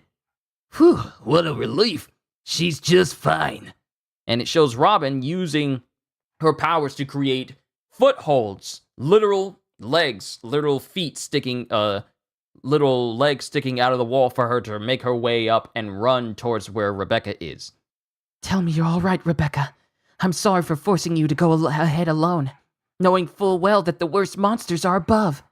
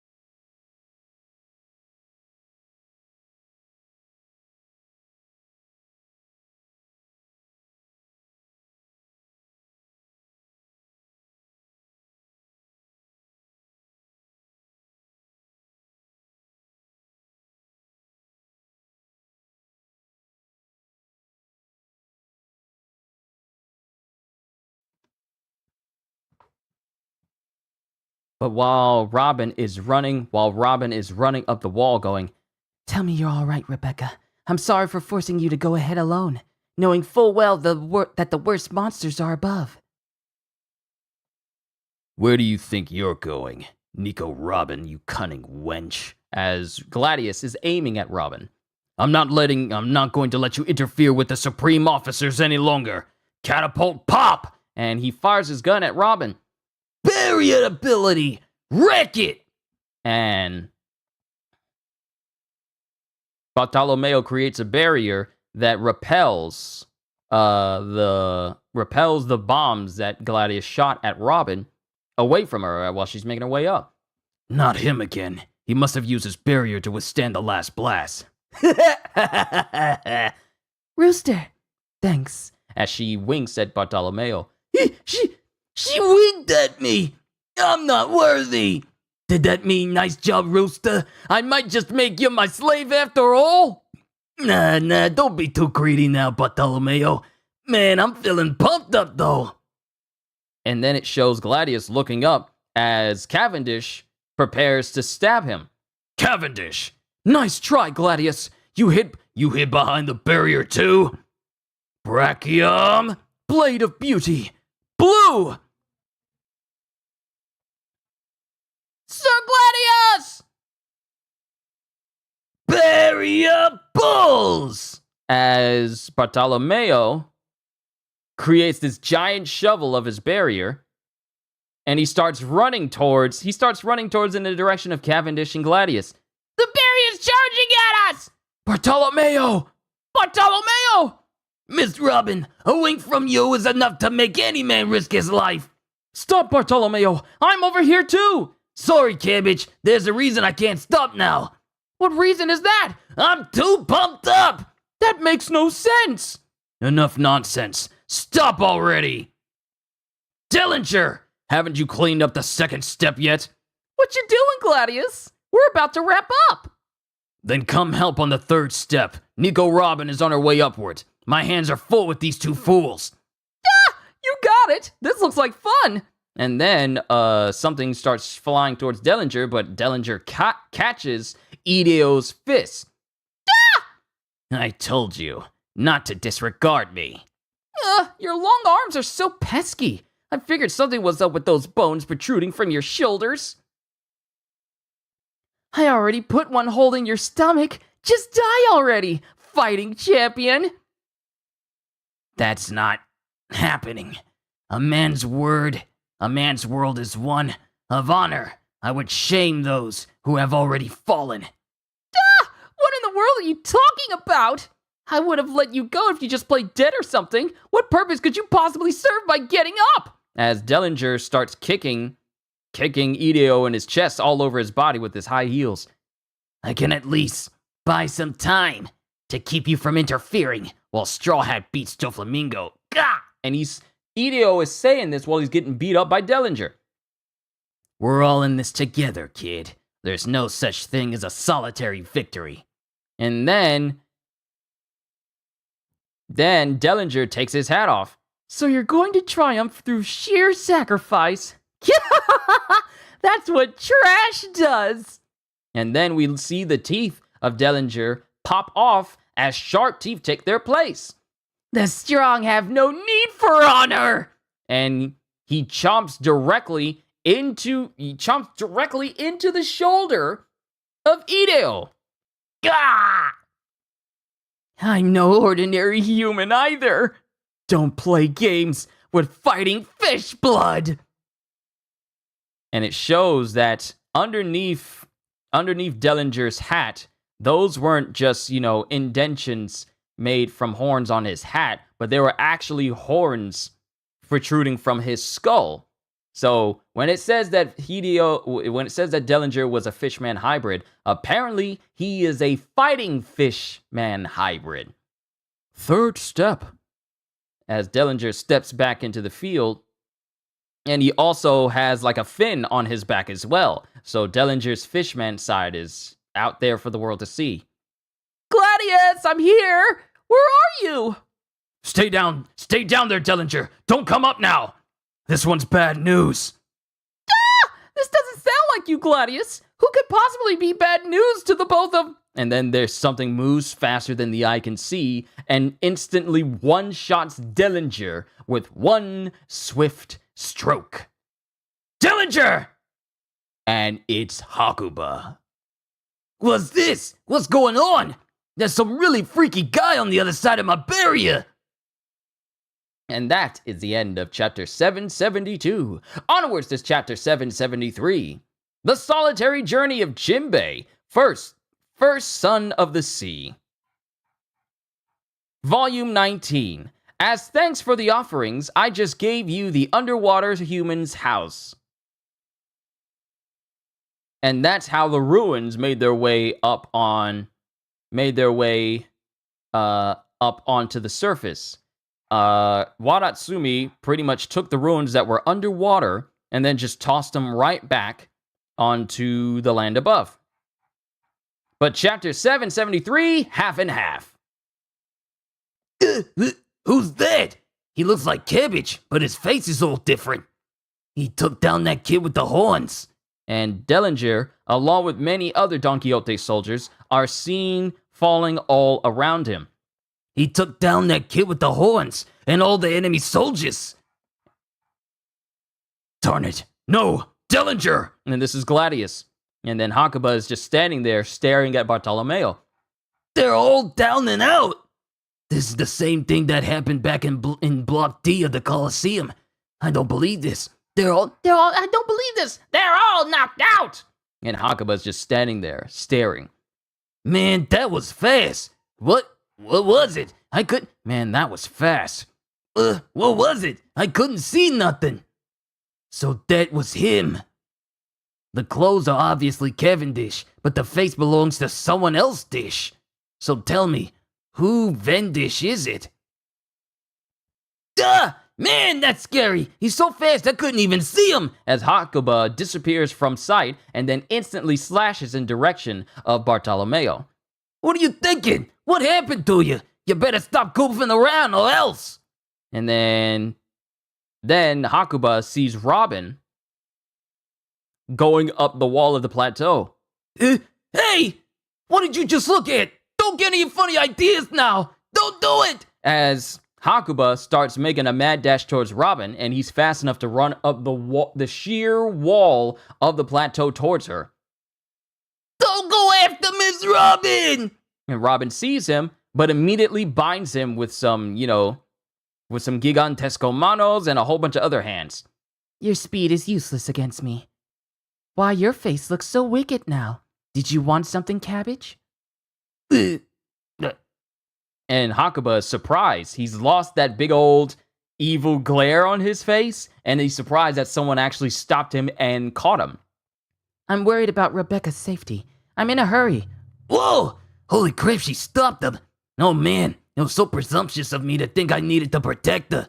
Miss Robin! Wait. Hakuba. I never authorized you to show your face! As Cavendish manages to gain control of his body again. That was close. I nearly cut you in two, Nico Robin. Thank you. So that was the oft-rumored Hakuba, a sleepwalking personality. That's right, and he's a horrid parasite. He just slashes without discrimination or thought. I will cut you into pieces, arms and legs and head, Nico Robin. I'll cut everything I see. Stay out of this, Hakuba. It's none of your business. Shut up. Go back to sleep, Cavendish. You don't understand the importance of this battle. This is my fight too. I'm gonna slice and dice all of existence. There's no point to this unless I do it. It's almost like two people talking. He's got dual personalities. I'll do it. No, me. I will. No, me. I will. No, me. No, me. I will. No, me. I will. No, me. I will. Me will. Whoa, he's doing the half and half thing. As it shows, Cavendish's face going between personalities has split to have one side that's Hakuba and the other side that's Cabbage. Whoa, he's doing the half and half thing. Silence, Hakuba. I'm the only Cavendish here. He went all half. I'm the only. Silence, Hakuba. I'm the only Cavendish here. He went all half and half. I saw it! It's all right, Nico Robin. You can let me go. How am I supposed to trust your word after that? But then the area where Robin is climbing, it starts to inflate. I'll just clean this up while I have the chance. Time to blow sky high. As the entire cliff face starts to expand due to Gladius. With the very cliff wall you're leaning on. This isn't going to blast you across the map. The force will tear you limb from limb. Ah, it's him again. He's going to pop the entire cliff wall. We ought to descend to safety, Nico Robin. No. If anything happens to Rebecca in the meantime... You ain't doing nothing to Miss Robin. A smart decision. If you defeat me, you can prevent the wall from popping. Pop hair! As Gladius causes his hair to puff up, and he fires it at Bartolomeo, who's charging him, who has a barrier around his fist. What's this feeling? I feel numb. Those hairs are poison quills. Bartolomeo! I am a full body rupture man. If you aggravate my body, I will burst and send thousands more of those poison quills at the two above us. But on the other hand, if you don't defeat me, you cannot prevent the wall from exploding. What's your choice? Of course, my blast is strong enough that you'll be dead as well. In either case, the attack's gonna hit Miss Robin. In either case, the attack's gonna hit Miss Robin. Think Bartolomeo was the top priority. That's right, Miss Robin's body. To stop the wall from blowing up, I gotta defeat that hedgehog. But if I do that, she'll be under assault by his poison quills. He's almost like Gambit? Yeah, able to infuse an object that could then explode afterwards. It's essentially like Gambit, only without the cool glowing kinetic energy effect on it. Wait a second, there's a guy next to her who I don't mind being dead.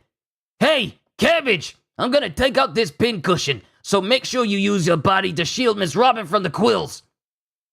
Hey. You hear that, Cap? Shut up, Rooster. Oh no, it's the dangerous one. He's so useless. She's trapped by trouble on all sides. What to do? That's it. There's one other way to ensure the needles don't go flying. The tricky part is, my barrier only works in one solid piece at once. But oh well. Barrier ball! And Bartolomeo jumps at Gladius and surrounds both him and Gladius inside this barrier. Miss Robin, I got no hesitation in saving you. Go ahead, do your worst. We're inside my invincible barrier. Why you? As Bartolomeo gets his knife and stabs it right into Gladius. Gotcha right in the windpipe. No, Rooster, you can't. Yeah. You wanted to take us down together? Fashion pop! And then Gladius makes himself explode, getting Bartolomeo caught up in the blast inside of this barrier. Rooster! In your face, Hedgehog. Now the wall won't blow. Too bad for you. Too bad, you fool. You missed by inches. You didn't stab my windpipe. It was my shoulder. Yeah, I missed my shot. He was so round and puffed up, his neck and shoulders were one big bulge. Done. As long as I remain conscious, you cannot stop the wall from bursting. Watch and witness your friends being blown to bits. Done. How could I make such a rookie mistake? I'm sorry about that, Nico Robin. I've got Hakuba under control. I'm Cavendish now, but I'm leaving Hakuba half exposed. Let go of me, I'll kill you! I can use Hakuba's speed to get you to the flower field. It's the only way. Unhand me! Unhand me! Which is he? Pop Rock! Super Arena! And the whole wall explodes. Miss Robin! And all the debris falls towards Gladius and Bartolomeo, but they rebound off of the barrier. This barrier's pretty handy. Just look. They're gone without a trace. Huh? Why did you stop me? This is your body.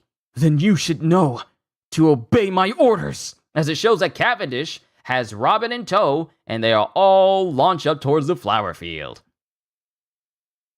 So Cabbage grabbed Hakuba's sword? What a headache he is. As Cavendish falls unconscious and goes to sleep. Impossible! How could anyone escape that blast? I'm sorry. Homage, Holy Fist. Barrier. Mr. Luffy, I might not be that much for now, but I gotta learn to be way stronger. And one day, I'm gonna be worthy of helping ya! Pistol!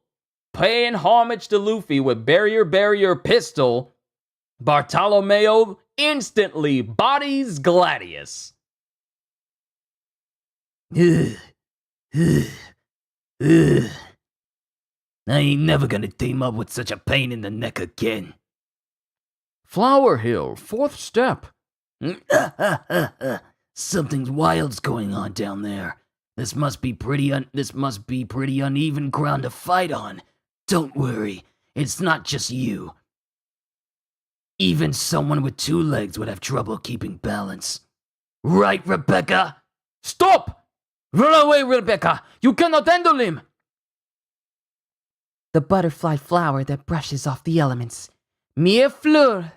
Butterfly orchid. As Robin shows up to deflect Gladius's blade from hitting Rebecca. Robin! Robiland! Your mission is complete, Rebecca. Thank you for delivering the key. Now it's my turn to protect you. And that's the end of chapter 773. We only have 2 more chapters, and then the longest volume, the last longest volume I have to do in this series is almost over. Let's finish strong, everybody! Question. Hello, Mr. Oda. You mentioned in the story that Bartolomeo's barrier ability has its limits. How many berries can he do at maximum? Sign, Hoikel Jackson. Hoikel Jackson, not Michael Jackson. Hoikel Jackson. Answer. That's a very good question. There is a limit to how much surface area and how much barriers he can deploy at once. He can only create 1 barrier at a time, and its maximum surface is 50,000 berries. That's incredible. 1 berry is equivalent to 100 bori berries, which means its defense is as much as 500 pickle bori berries. The fact that I was able to say that last one without messing up. I hate tongue twisters. Question. In chapter 765, it really looks like Corazon and Law are on the island belonging to the Live-Neal kingdom that Nolan was from, based on the look of the palace. Do you suppose that Corazon figured the country that conquered the skin-changing wood fever might also have a cure for white lead disease? I never noticed. I was crying about it just thinking about that possibility. Handkerchief, please! Sign, Kamiki. Answer, yes, that's the place. It still has the same look as it did centuries ago. Was that really his thought process? I'm crying now, too! I'm crying too now. What a great guy that Corazon was. Question. It turns out that Corazon's birthday was July 15th, because in Japanese you can make the number 0715 sound like Silent Corazon. Signed, Yabu Smith. Answer. Oh, I get it. Well, there you go. That's the end of this SBS. They've opened a One Piece exhibit at the Tokyo Tower. Come check it out. See you next volume. Chapter 774, Leo, Captain of the Tontada Warriors. The Solitary Journey of Jinbei, First Son of the Sea. Volume 20, Jinbei Lectures the Sea God. And Watatsumi is crying underwater as Jinbei is, giving him a stern talking to. And now we're back with Diamante against Corazon, and Robin's just showed up. Why, you conniving little... Darn you, Nico Robin. Is it me? Or are you giving yourself too big of a handicap? A handicap? What do you think this is? A fair and square duel in the ring? This is an execution, Nico Robin. Don't you mean the opposite? What? Don't worry about us behind you anymore, soldier. I'll be here with Rebecca. Many thanks. I was losing my grip on my fury. Palace Plateau, 3rd step. What do you think you're doing? Have mercy on us! We're just transporting the loser's corpse! Please don't hurt us! As we see some of the Don Quixote soldiers transporting the unconscious body of Gladius. Nah, he ain't dead. Sure, but it could take 2 or 3 days for him to come to his senses. At least let us care for him. Just get him out of my sight. Within the Smile Factory, we have Wicca, along with Inhale and Moji, and the other people, Bomba, and other people as well. Lady Viola, this is the factory team. What happened to Princess Mancherry? What about Leo? I'm so worried that the kind and gentle princess is being mistreated.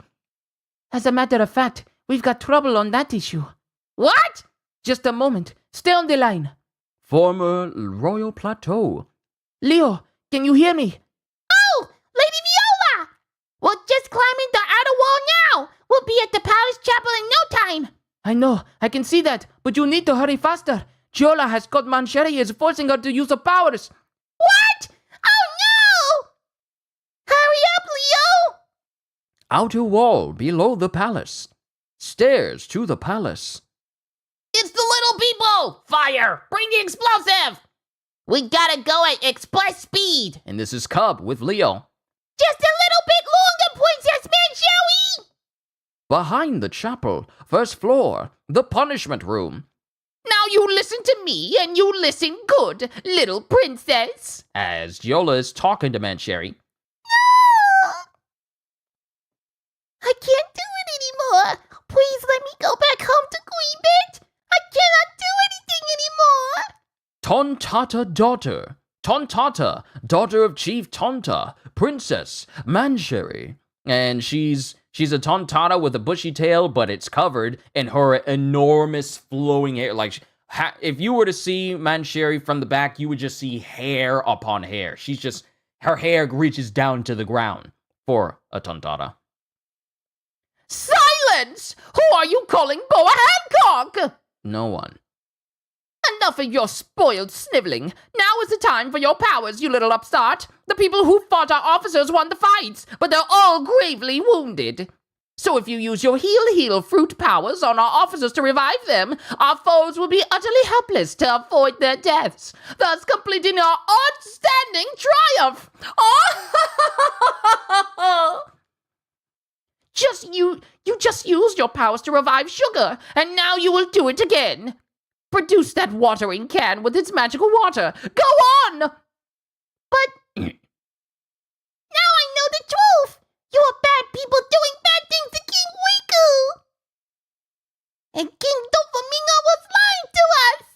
So what if he was, you little freak? I don't want to heal any bad people anymore. More like boa constrictor. Yes. Oh, she's so adorable! Her face is enough to make Giola and everyone else. Is making Giola and everyone else swoon and, see her as like, She's so cute. Stop letting her lead you astray! Ah. Who are you calling the prettiest girl of the millennium? no one. Help me. So you don't care what happens to your people in the factory? Am I hearing that right? If I heal your injuries, you're just gonna hurt somebody else, aren't you? Why, you impertinent! I'll wring the powers out of you if I must! Help me, Leo! As Giola is trying to force the tears out of Mancherry by trying to squeeze her. Then there's an explosion. Ah! Cub! Leo! Hurry, Leo. I'll catch up. It hurts! That's very painful! As tears fall from Mancherry's face and they fall onto one of the Don Quixote soldiers. And he gets back up instantly. What? What happened to me? He's all better! Oh! Aha! I see now! So even your tears can heal wounds. As she raises her hand. Then cry your little tears out! As Giola starts slapping Mancherry to make her cry. No! Shed more of those tears of healing, my dear! That hurts! Help me! Hurry, Leo! Hurry! I'm coming! As Leo's going full speed. Giola's realized that Mancheri's tears have healing powers. She's inflicting terrible pain on her to make her cry. What? Princess! So the Tontana princess has healing powers? No wonder the bad guys want her. And then we have Giola who explains this. The Heal Here fruit has the powers to heal the wounds of living things. They're using that to bring the defeated officers back to their senses. Oh no! Hurry, Leo! Hang in there, Cub. Are you kidding me? That means the enemy has unlimited numbers! Sugar is there too, isn't she? She is. No! And Usopp is just losing his mind. Come on, Leo! All the Tontatas cry. Get the princess back! The door in the punishment room slams open. I found you! Leo! Princess! Too late! Come back to me, fellow officers! It's time to begin round 2! As Giola slings tears in the directions of Dellinger, Lao G, Sugar, and Mockvice. Move, Leo! You take down Giola! As Cub is fine and he comes speeding in at high speeds. Speeding in, and it shows the tears get closer and closer to hitting the officers. Beetle uppercut! And Cub knocks all of the officers out of the way before the tears wind up hitting the ground. What? So! And Giola is covered in strings from Leo tying all the officers' heads to her. I'm gonna sew all of you together! Huh? What is happening? Haute couture! Patchwork! And then Leo, using his own abilities, strings all of the officers towards Giola at high speeds, causing all of them to hit her with extreme force, including, Dellinger, who has horns on his head. They all slam into Giola with extreme force, knocking her out.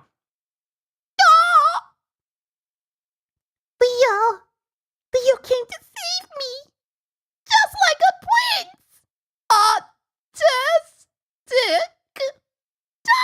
He caught me. Oh, he made it just in time. Former Royal Plateau. Really? He stopped Giola before she could revive anyone. Princess Mancheri is saved! Yahoo! Goes all the Tontatas in the Smile Factory. In the Smile Factory. Leo, I was so scared. As her heart is pounding quickly because Leo's holding her. Did you gain weight again, princess? Yeah. And she hits Leo in the face for making that statement. Just like always. The Tontata Princess Mancheri is saved. On to the final chapter of this volume, and the last thing I will do for this Saturday, as this is the last Saturday I read One Piece for you guys. Chapter 775, To Russian with Love. Leo! I hurt my leg. You can carry me on your back now, or even in your arms. Oh no, it's the princess's selfishness. Why don't you just heal your own wounds? You've always been fast, princess. Come on and run with us. Yeah. And I'm not escaping. What? It's the princess's fickleness. No one asked you to save me. How can you talk like that? And then Cub knocks Leo over the head. Just carry her already. We're in a hurry. That hurts. She really is selfish and fickle and irritable and a pain in the tush. I love Leo's back. How dense can he be? The princess is nice to everyone. Because it shows that Princess Mancheri really likes Leo. Seize the little people! Alas, I am undone. But the situation is dire. I must report to the young master. He suspects that the ultimate feature of the Heal fruit is a restorative ability that sacrifices the lifespan of the user. That way, if anything should happen to the Smile Factory, he can still restore it to its original shape. The factory. Smile Factory. Frankie versus Senor Pink. The factory is in peril! You're our last line of defense, senor! Frankie! Watch out, senora! Strong hammer! And we get back to the fight with Senor Pink versus Frankie, and Frankie delivers a strong hammer to his face. And Senor Pink just takes it, but then he gloops into the water, gloops into the ground. Fallen! Watch out for that attack again! Dodge out of the way! Meow meow. Suplex! As Senor Pink once again uses the only move he's got and suplexes Frankie again. Gah! And blood shoots out of Frankie's mouth. Oh no, they're both at their limit! Goes Pink's groupies. You could have easily dodged that attack, Fraulein! You've taken the same move over 30 times now! Why? Shut up, Tontatus. Why, senor? You've also taken the same punch 30 times!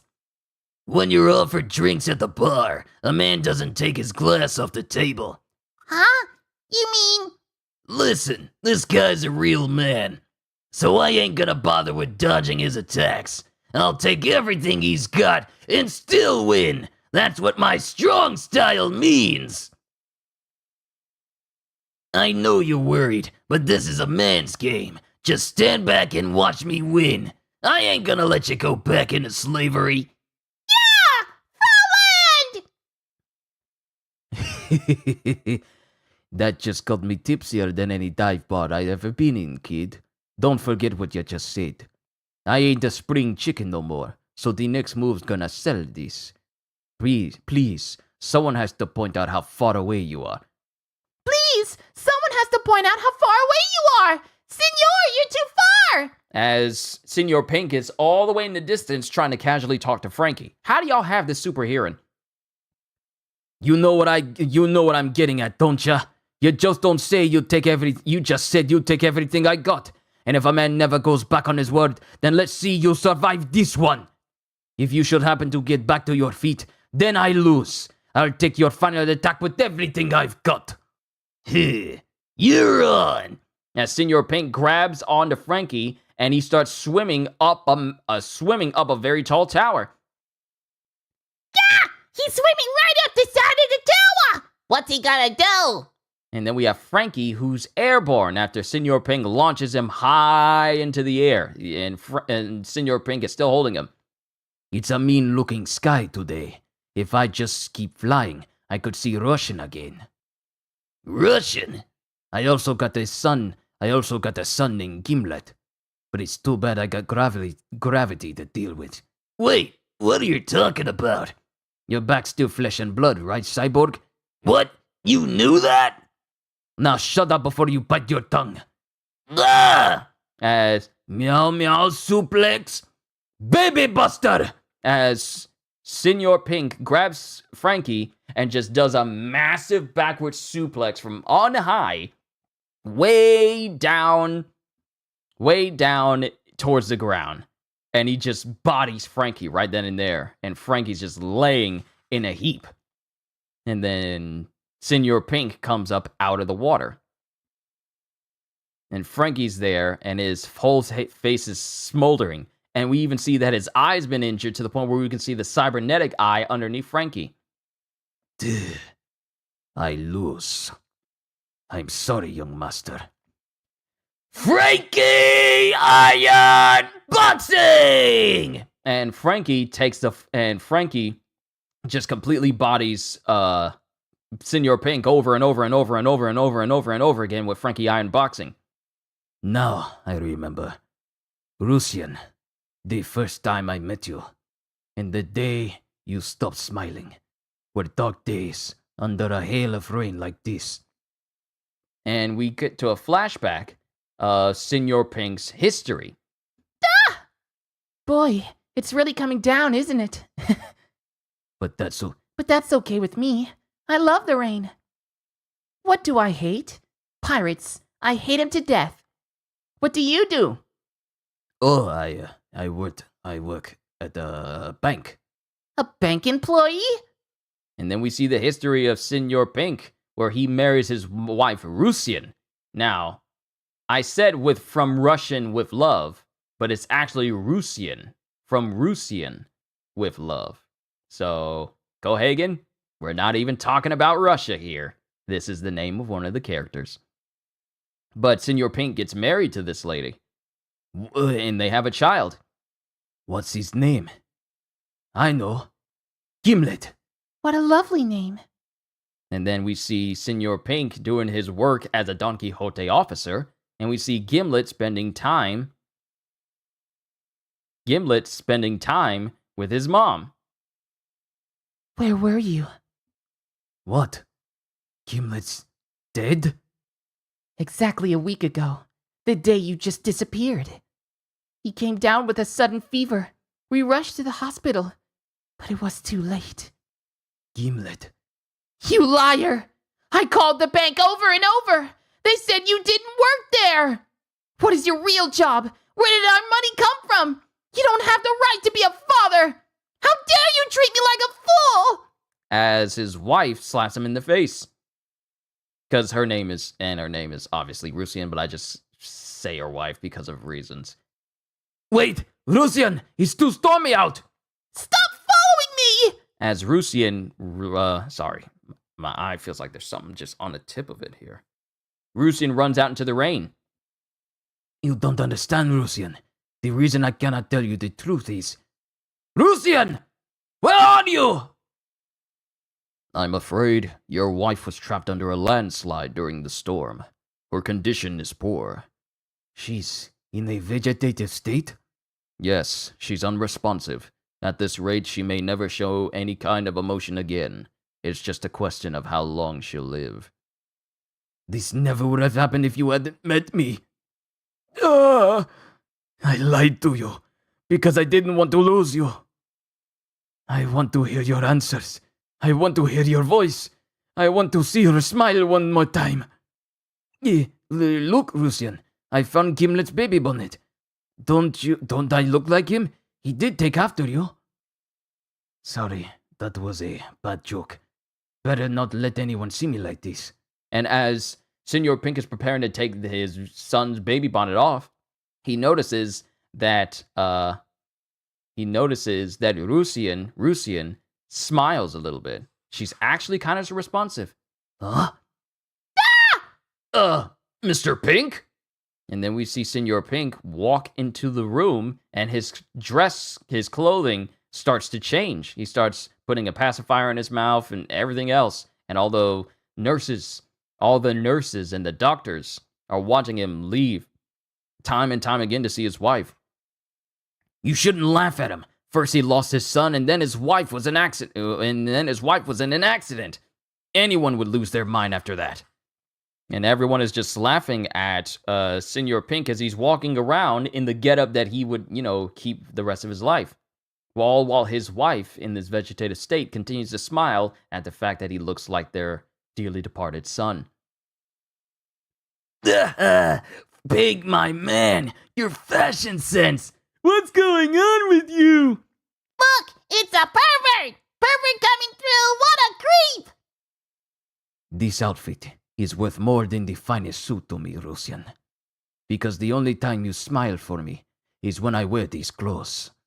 And then we cut back to the present, as Senor Pink has been beaten so hard that Frankie beats the shades off of his face. And Senor Pink, being the honorable man that he is, takes the full hit just like he promised. And Frankie is left there, standing there after Senor Pink is left on the ground. Senor! Frolic! You're a mess. What are you thinking back on? As you cry, brother. As Frankie wipes the tears from Senor Pink's face. If we should ever cross paths again, Senor! let's share some drinks and you can tell me about the woman named Rusian. Frolic! Winner of the Smile Factory Battle, Frankie. And that, ladies and gentlemen, is the last chapter of volume 77.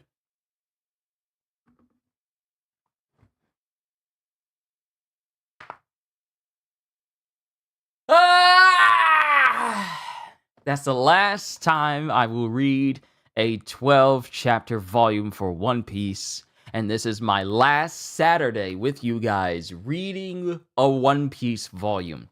It's been a long time coming, but the final days of this entire series are soon to be over.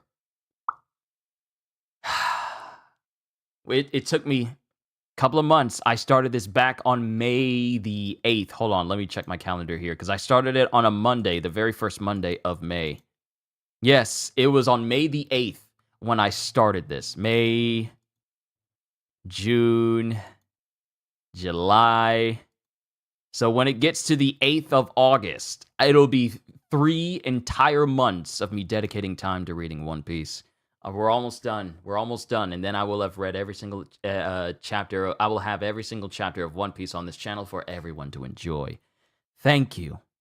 Thank you, thank you, thank you. Like I said, I'll save my final words for when I finish the final volume. I just want to say thank you for making this one of the most fun things I've done on my channel in a very long time. It really does mean the world to me. But we're almost done. My One Piece series is almost done. And then I can move all the stuff that I used to do later in the day back to 12. So, yeah. But I'm not done with today, because not only do we have the newest episode of One Piece that's dropping, I believe that's dropping tonight. Yeah, it's dropping tonight, but we also got a new chapter of One Piece tomorrow. So, yeah, I'm still not done with the work. And I mean, this isn't work to me. I just enjoy myself overall, because this is what I love to do. And I have so much passion for it that I literally am glad to wake up that I'm able to do this for all of you. I cherish every single one of you, even though we've never really fully met, and that may not seem like much as a person who's just on the internet, who's never talked to you in person, but I really do value you guys being here. You make this job of mine, this dream of mine, truly worthwhile. You don't even know. But I'm done for today. I'm going to relax a little. I'm not going to eat lunch for a minute, because I've already had like a big breakfast, so I should be good for a while. But we are done with today's session with One Piece. I will see you all Monday as we begin the last 5 volumes. So all I can say at the end of the day is, hope you all enjoyed. Can't wait to see you all in my next video. And if you enjoyed what you saw here today, please, if you haven't already, like, subscribe, and share this stream with everyone you know, because the more the merrier. And because I am always looking forward to entertaining you. So have a fantastic day, and once again, as always, later, peoples.